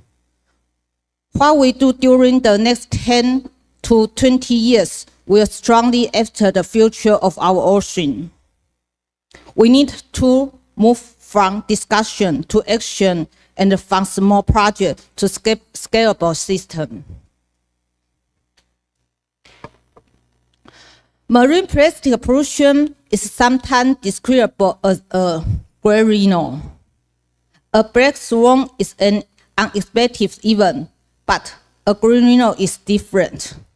It's a large, visible, and highlight threat, but people still fail to respond early enough. Marine plastic is not a surprise. We already understand many of its cause, its impact. The question is whether we will do action before the problem becomes even more difficult and expensive. Now, let us look at challenge. Cleaning up is necessary, but cleaning alone is not enough. Even after we remove trash from the one place, the new trash may arrive next day. Therefore, we also need prevention, monitoring, education, policy, and the best waste management. Cleaning up should be part of a large system. It can help us understand where the marine debris comes from, when it appeared, and what type of waste are most common. Marine debris is difficult to manage because it's always moving. Wind, wave, tide, current can move floating trash from one place to another place. The shape and the weight of an object also affect how it moves. For example, a plastic bottle, fishing net, a piece of styrofoam will move different in the water. Debris hotspot can also change with the season, rainfall, typhoon, and another change is the size. Marine plastic can range from very small microplastic to the large fish equipment or construction waste. Different sizes require different monitoring and removal methods. This is why one tool cannot solve every marine debris problem. Local government often face three practical challenges. The first one is limited resource. They may not have enough staff, equipment, or budget to carry out regular cleanup. The second is uncertainty. The amount debris can suddenly increase after a heavy rain, a typhoon, a natural disaster. It's difficult to predict exactly how much equipment and manpower will be needed. The third challenge is public expectation. People usually judge performance by what they can see. When the trash remains visible, the public may believe that nothing has been done. Even when cleanup teams have already worked for many hours, before better data and the communication can help people understand the real situation.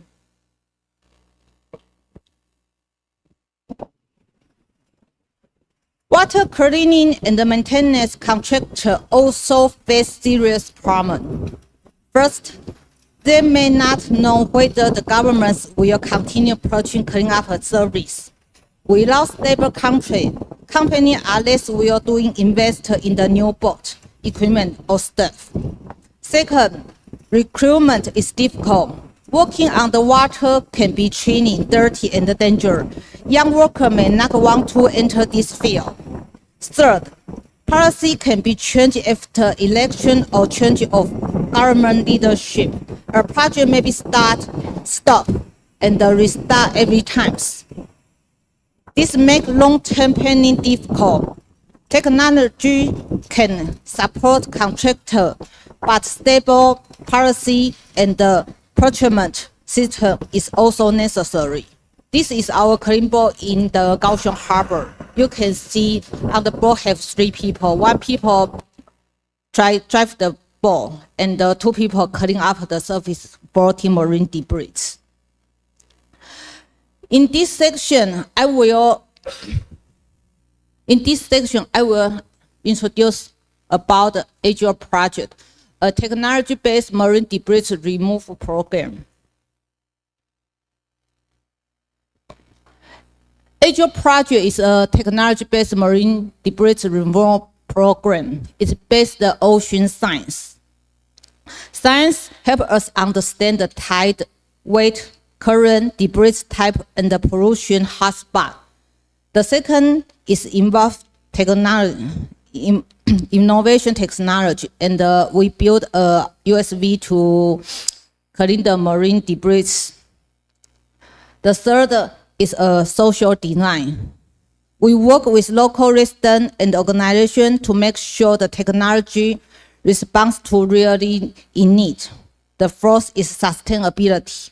The project should not be operated only once. It should become a long-term solution that can be maintained and expanded. When these 4 elements work together, technology can create a really environmental impact. This slide highlights the key milestone in the Azure project's journey. In the 2020, we began a series. We began a marine debris removal program in Taiwan. And the 2021-2022, we developed an all-electric remove control clean boat and established a demonstration port. This allows us to test technology under the really working condition. In the 2023 and 2024, we introduced unmanned boats into the environmental education. Students can and the member of public could learn about marine debris through the interactive active. In the 2024, Azure Alliance became a part organization in the Indo-Pacific Marine Debris Governance Framework. This year, we continue to share our experiences through the International Sustainability and the Innovation Platform. We go to the Bali participation, the change now. Today, we are still working to help technology become more widely used and better accepted by the social. Technology alone cannot clean the ocean. People are still the most important part of this system. In the Azure project, we used a simple framework called OFPC. O means observation, F means focus, P means progress, C means collaboration. Talk about O. We first observe the local situation and identify the real problem, such as limited government resource and the manpower shortage. F, we select the most important problem and connect the resource that can help us solve it. P, we design education, safety training, cleaning up operation, and monitoring active. C, we invite residents, company, researchers, school, government department to participate. This process helps turn a technology project into shared community project. Marine debris cannot be solved by one organization. We need cooperation among different groups. This is the concept figure. Enterprise provide funding, technology, equipment, or employee participation. University and the science partner provide the research knowledge and the data analysis. Education partner help turn the technical knowledge into learning material and the public active. Government engine provide policy support, coordination, and access to public space. Local residents provide the most important local knowledge. They know where is the marine debris appear, when it arrives, and how the local environmental has challenge. Each partner plays a different role. Together, they create a strong and a more competitive solution. This slide illustrates the operational concept behind our social design model. Our social design process has 5 steps. Step 1 is vision. We explain why marine protection is important and what the project helps achieve. Step 2 is engage. We invite local residents and stakeholders to join this action. Step 3 is promote. We provide education and encourage people to take part in the cleaning up and the monitoring. Step 4 is extension. We expand the action from the one group or one harbor to larger community or ecosystem. Step 5 is feedback. When the environmental improve, the ecosystem will healthier. A healthy ecosystem can support the sustainable development of social and economy. Let's watch the video, learn how to work.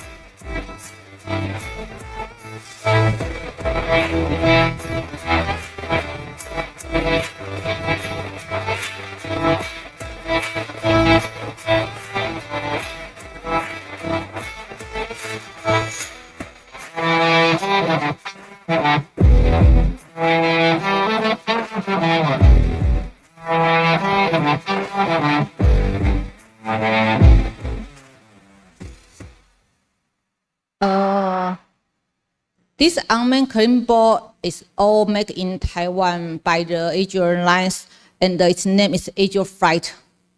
It means fight for Asia Ocean.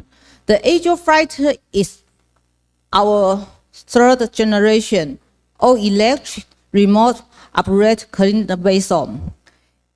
Its term dimension, the vessel measure in 3.74 meter in length, 1.9 meter in width and 1.58 meter in the height.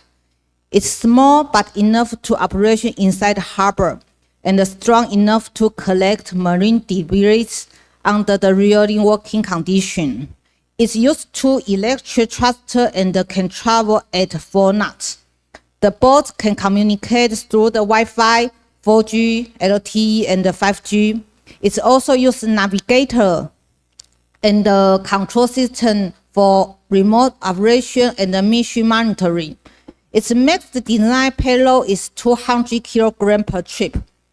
Our goal is not only build a robot, but also to create a practical tool that workers can use in the daily cleanup operation.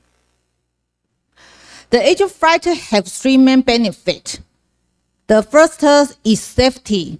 The operator can stay on the shore instead of enter the polluted and dangerous water. This reduces the risk of working condition. And the second benefit is very clean operation. The boat is fully electric. It doesn't burn the fuel during the operation and doesn't require engine oil change. This reduces the noise, exhaust, and the rest of oil pollution. The third benefit is environmental sustainability. The battery can be charged using the renewable energy. In this way, we try to make the cleanup process cleaner from the beginning to the end. This is our domestic fish pond, and you can see the container with solar panel. That's our workstation.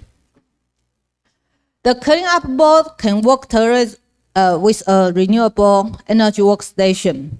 Workstation built inside with a solar panel, battery, charging equipment, and the basic worker facility. It supports operation in harbor where electric of office space is limited.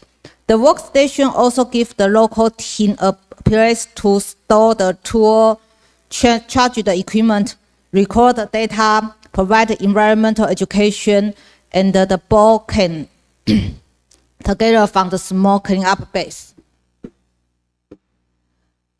Our smart ocean strategy has 3 pillars: intelligence, electrification, and digitalization. Talk about intelligence. Remove control, autonomous station, sensor, and the data analysis can improve the cleanup the efficiency. Electrification. The boat is all electric, can reduce the fuel use, exhaust noise, and the maintenance need. We record information such as water, tide, debris weight, debris type, and hotspot location. This helps us understand when and where marine debris appear. It can also provide useful information for future policy and the cleanup planning. We are now entering the final part of the presentation. This main message is that science should guide us decision. Marine debris is connect the climate change, biodiversity, urban management, consumption, and the waste management system. Because this problem is very complex, the solution must also include different fields. We need a scientist, engineer, educator, business, government, and the community to work together. Our goal is very simple and clear. It's breaking back trash-free ocean. We clean up the marine debris to protect our biodiversity. We analyze the debris composition to establish environmental baseline, and we do a lot of science research and collect data, ensure our to publication to a lot of conference and the school, because we want to the data will be useful and be policy of our government.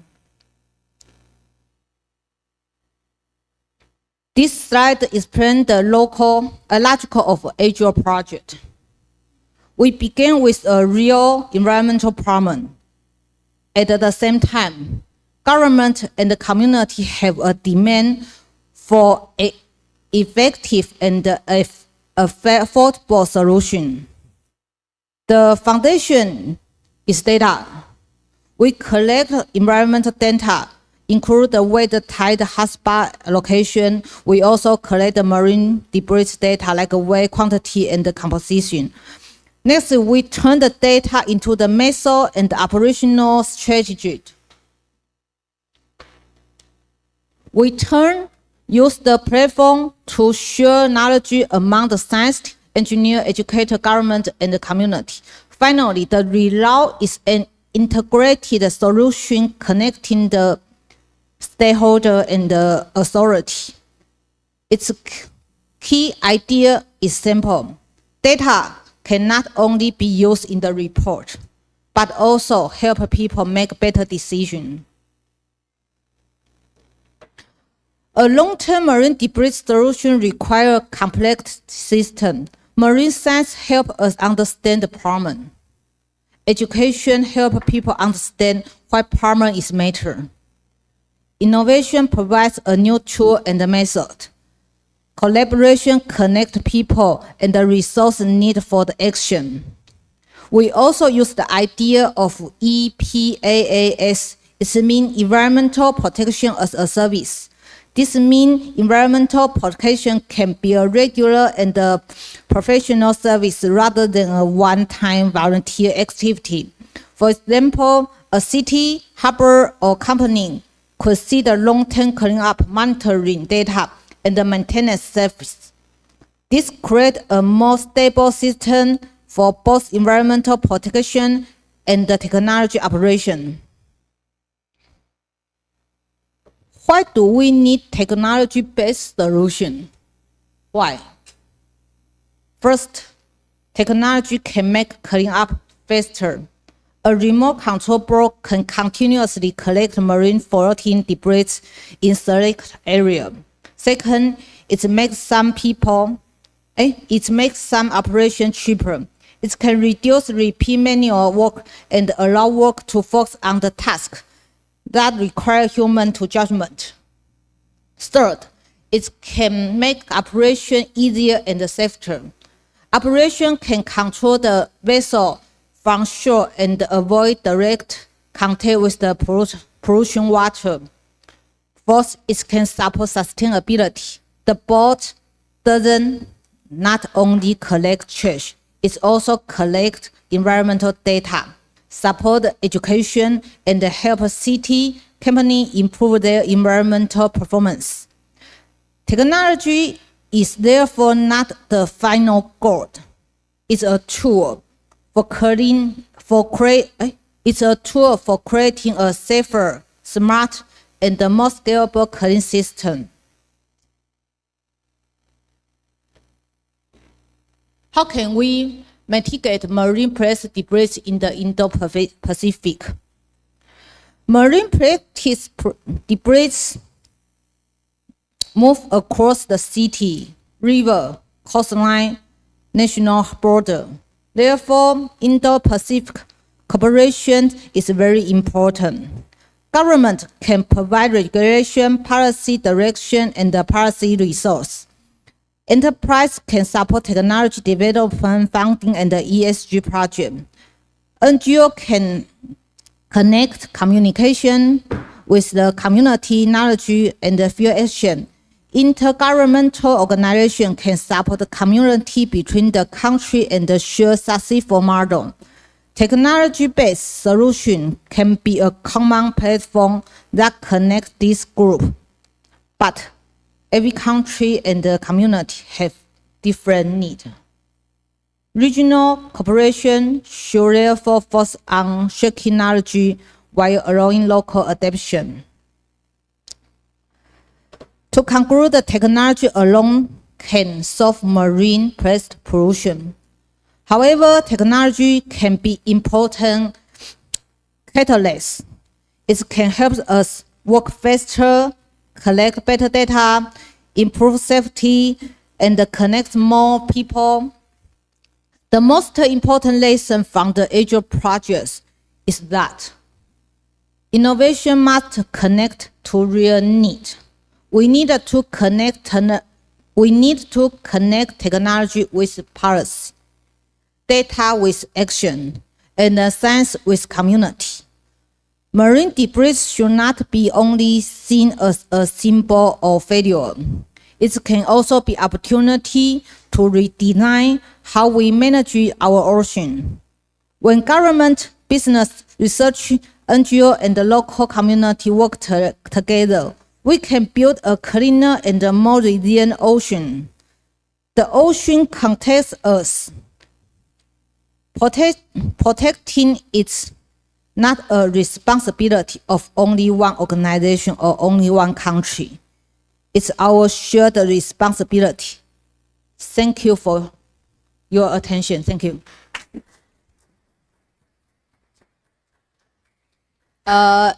If you have any question, you can email to chilchen@azuralliance.org. Okay, thank you so much, Ms. Chen, for what you're doing for our ocean. Okay. So that's the email. You can take a picture or. Sorry? Okay, one question.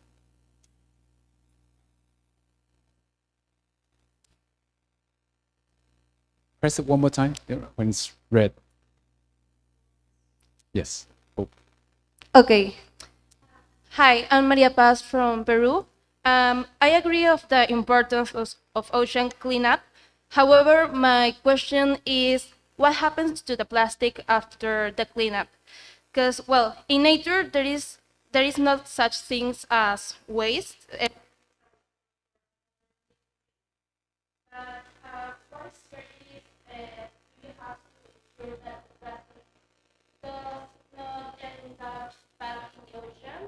Or do you have some things? Do you have some system or traceability system in place?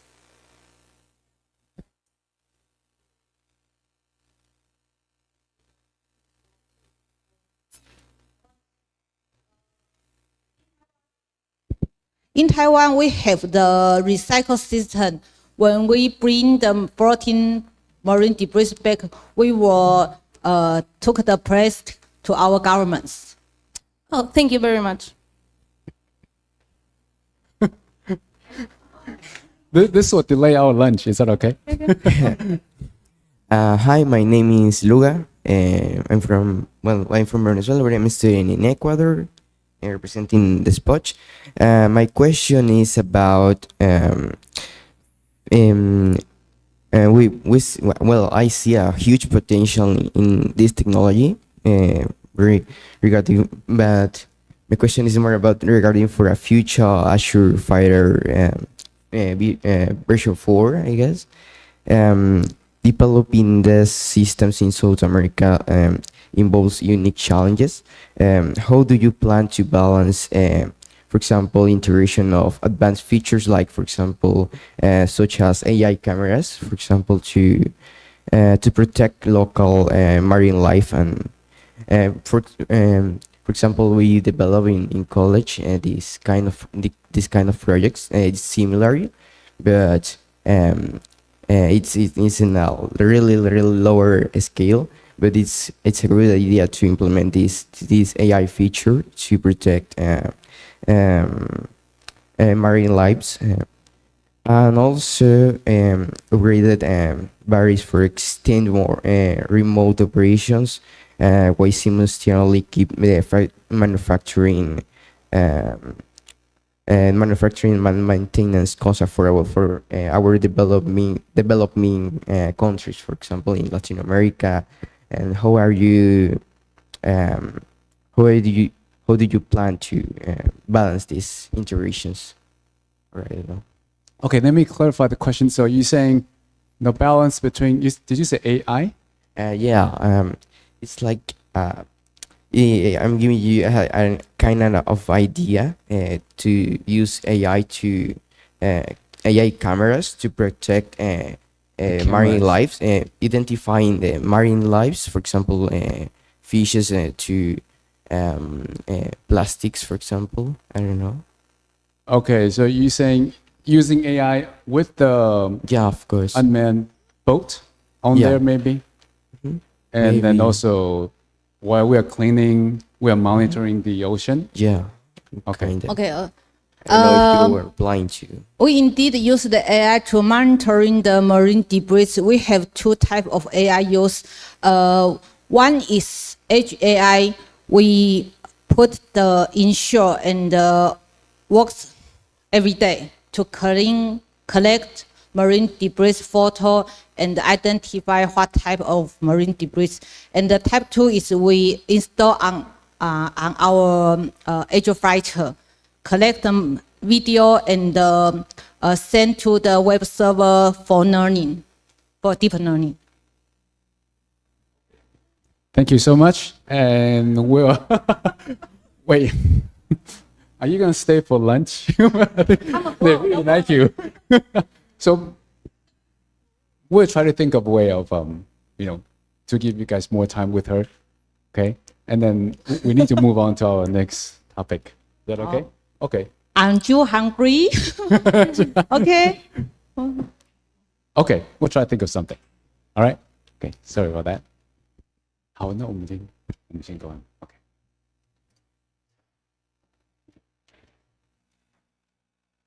It's great to see so much interest. Okay, so for our last keynote presentation, Good morning, we have everyone. I'm Ziwei.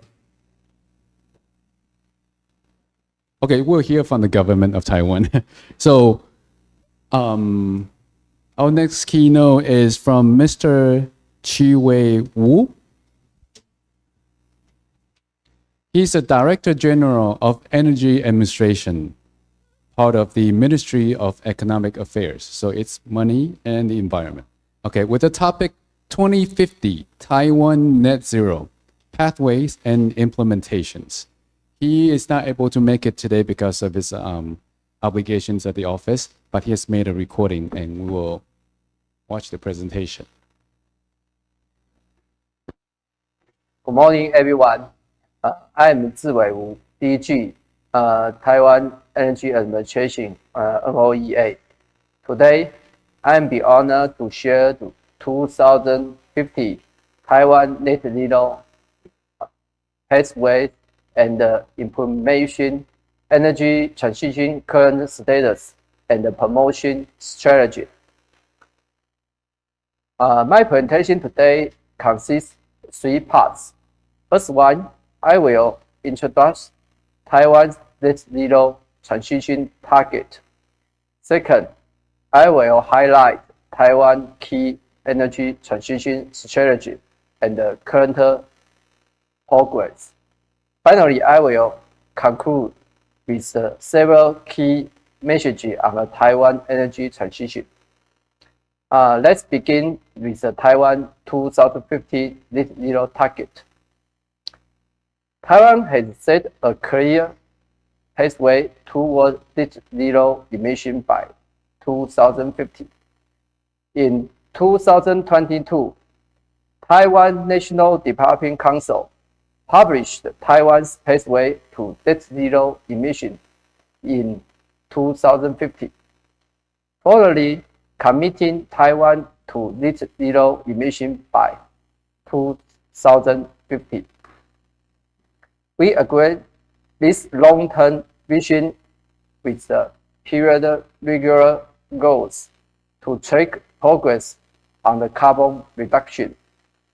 In 2024, Taiwan increased to the 2030 NDC ambitions, even varying from the 24% to the 28%.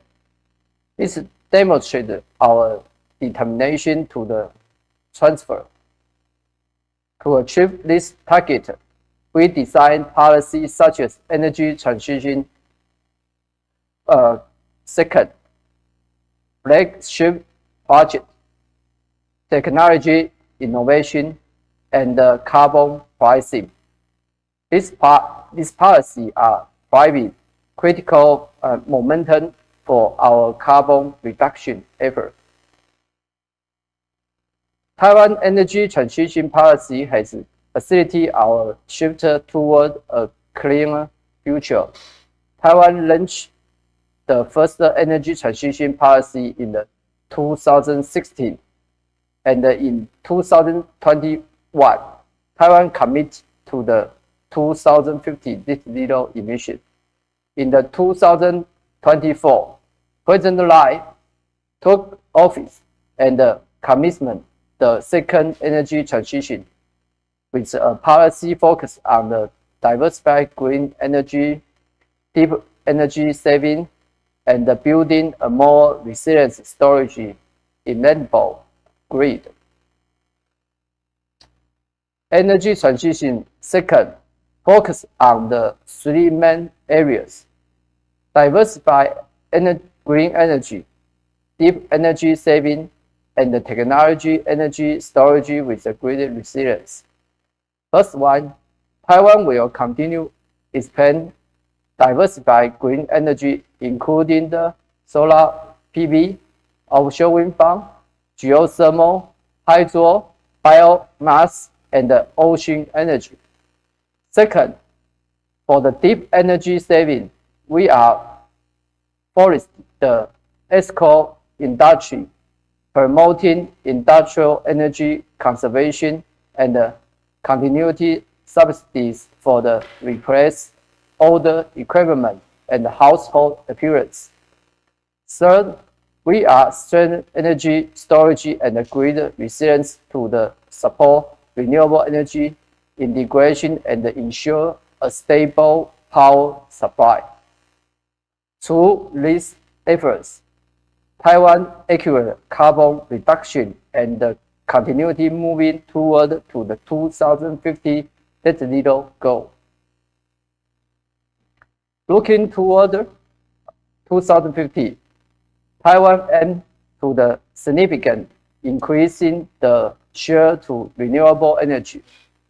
By 2015, renewable energy is tending to accounting for the 16 to the 17% of the Taiwan power mix. At the same time, hydro, geothermal, thermal power with the CCUS, and the pumping storage, hydropower will also play supporting roles. The long-term goal is to building a low carbon and stable power system that can support Taiwan net zero transition. Current fossil still accounted for about 65% of the Taiwan power mix. It remains challenging to building a diversified power generation system that can ensure stable electricity supply throughout the Earth at a reasonable cost and with a low carbon emission. However, Taiwan energy transition is also accurate. In 2025, renewable energy already accounting for near 40% of the Taiwan total power generation. Progress has been made in recent years. By May 2026, Taiwan installed renewable energy capacity reached 24 gigawatts, which is over 5 times the level in 2016. In the energy saving, electricity saving reached 10.9 billion kilowatt hour in 2025, achieving 106% of the annual target. For grid resilience, the grid enhanced progress reached near the 7% in the 2025, which is slightly ahead of the schedule. In energy storage, installed capacity reached 1.0 gigawatt in the 2025, represented a 50% increase compared with the 2024. This achievement shows that Taiwan energy transition is not only a vision, it is already being implemented through the concrete action. Next, I introduce several key highlights of the Taiwan energy transition. Solar is one of the key pillars of our renewable energy building out. The developing of the solar PV quite successful in Taiwan. Capacity jumped from the 1.25 gigawatt in the 2016 to the 60 gigawatt in May of 2026. By the 2030, we aim to achieve over the 31 gigawatt and scale up between the 40 and 18 gigawatt by 2050. Meanwhile, we prioritize rooftop solar. 64% of the total installed capacity installed and the rooftop solar, followed by the dual-use grounding project. Of course, we will also invest in the high-efficiency solar module, solar storage integration, and will implement the closed-loop recycle for the solar panel. Offshore wind is our second powerhouse. In May 2026, we have the 4.3 gigawatt capacity, ranking the 5th worldwide. The goal is to reach over the 11 gigawatt by the 2030 and 40 or 55 gigawatt by 2050. We have adopted a three-phase strategy: demonstration first, potential site next, and zone developing next. The approach starts with the demonstration project, ready to expand the developing scale, and connect to the subsequent zone developing.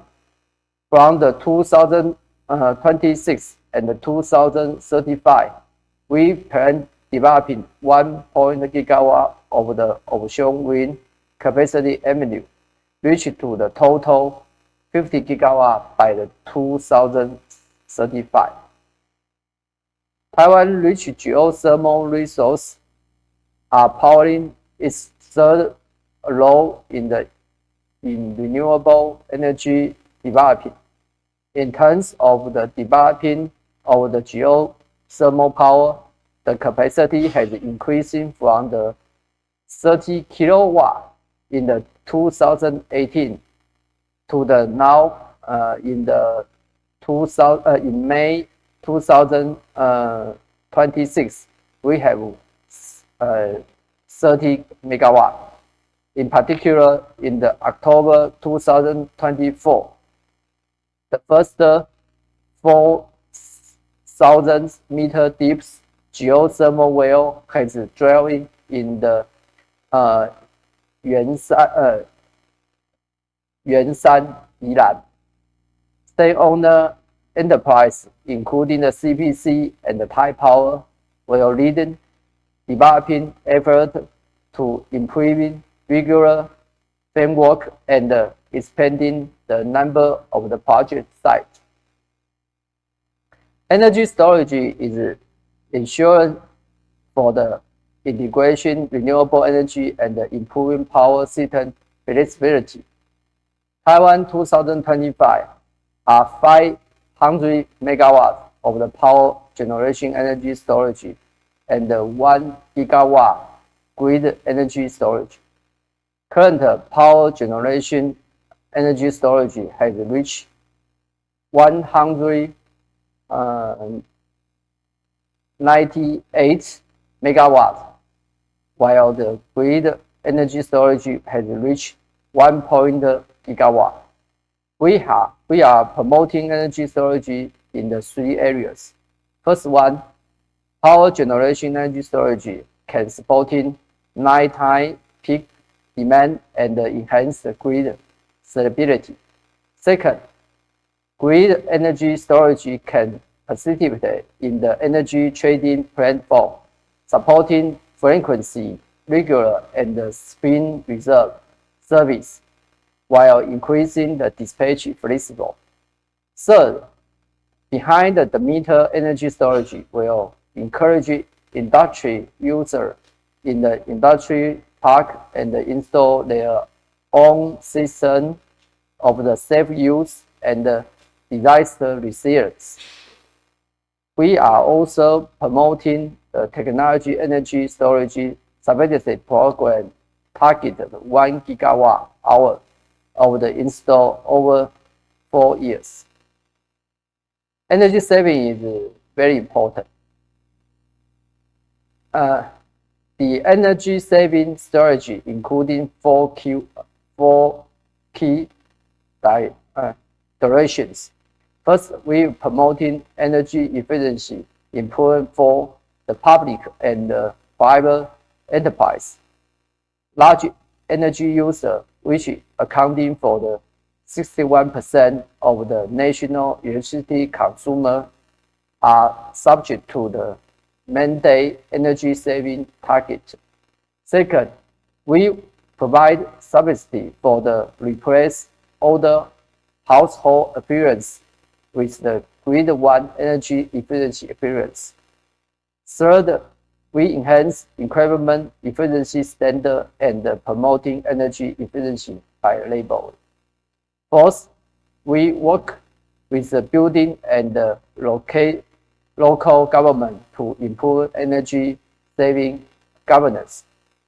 In 2025, Taiwan achieved electricity saving of the 10 billion kilowatt hour, reached over the 100% of the MU target. This demonstrates our efficiency of our energy saving measures. By the 2030, Taiwan aims to achieve equivalent electricity saving of the 33 billion kilowatt hour. As the AI driving the electricity demand grows, energy policy must balance power supply feasibility, energy efficiency, and industrial benefit. Taiwan has included data center in the energy utilization menu review. Newly construction of the expanding hyperscale and collection data center with a capacity over the 5 megawatt of the above, we will review under this mechanism. The review cover power supply and the setting feasibility, energy efficiency, and the industry benefit. Data center will be guiding to the choices suitable site based on the power supply condition and the grid capacity, and we will require to adopt best availability technology to improve energy performance. Industry benefit will also be considered, including the investment, industry output, employment, supply chain benefit, AI ecosystem developing, and the information security and the resilience. Energy transition is also needed to precipitate from the campus and the young people. We have promoting several young related and campus related initiatives. For example, campus energy saving guidelines help schools improve energy efficiency and turn sustainability into the daily practice. The university energy open data creative competition encourages students to use open energy data and purpose creating solution. Energy transition requires to the active participation of the younger generation. We're looking forward to working together with all of you as important partner in advance of the sustainable energy future. Finally, I would like to include in this presentation. Energy transition is the core of the Taiwan net zero transition, especially in accurate renewable energy and developing innovation energy technology. The energy sector will continue moving toward a zero carbon energy system and support the net zero goal while ensuring a stable power supply. Green energy policy also help domestic industry enter international supply chain by driving industry upgrading and transformation. Finally, I would like to emphasize that achieve the 2050 net zero transition require the joint effort of the government, industry, and the professional is especially call of the attention and the decision, the declaration of the young generation. We need to active encouraging the public price. Make your voice heard and think creative about new solution for this transition. I'm looking forward to seeing you continue to care about net zero and energy issues with your creative, patient, and action. You will be about voice driving us toward a sustainable future. Thank you, everyone.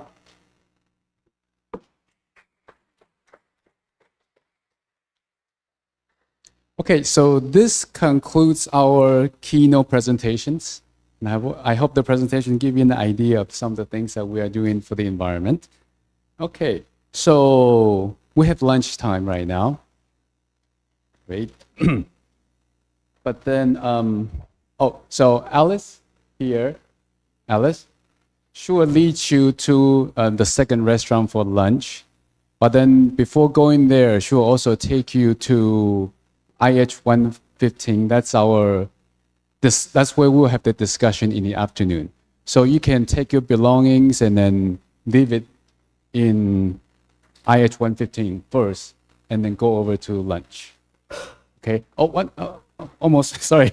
And there's so one more thing. So we'll go over to the cafeteria, and the food will be there. You can pick up main entree and a couple of side dishes.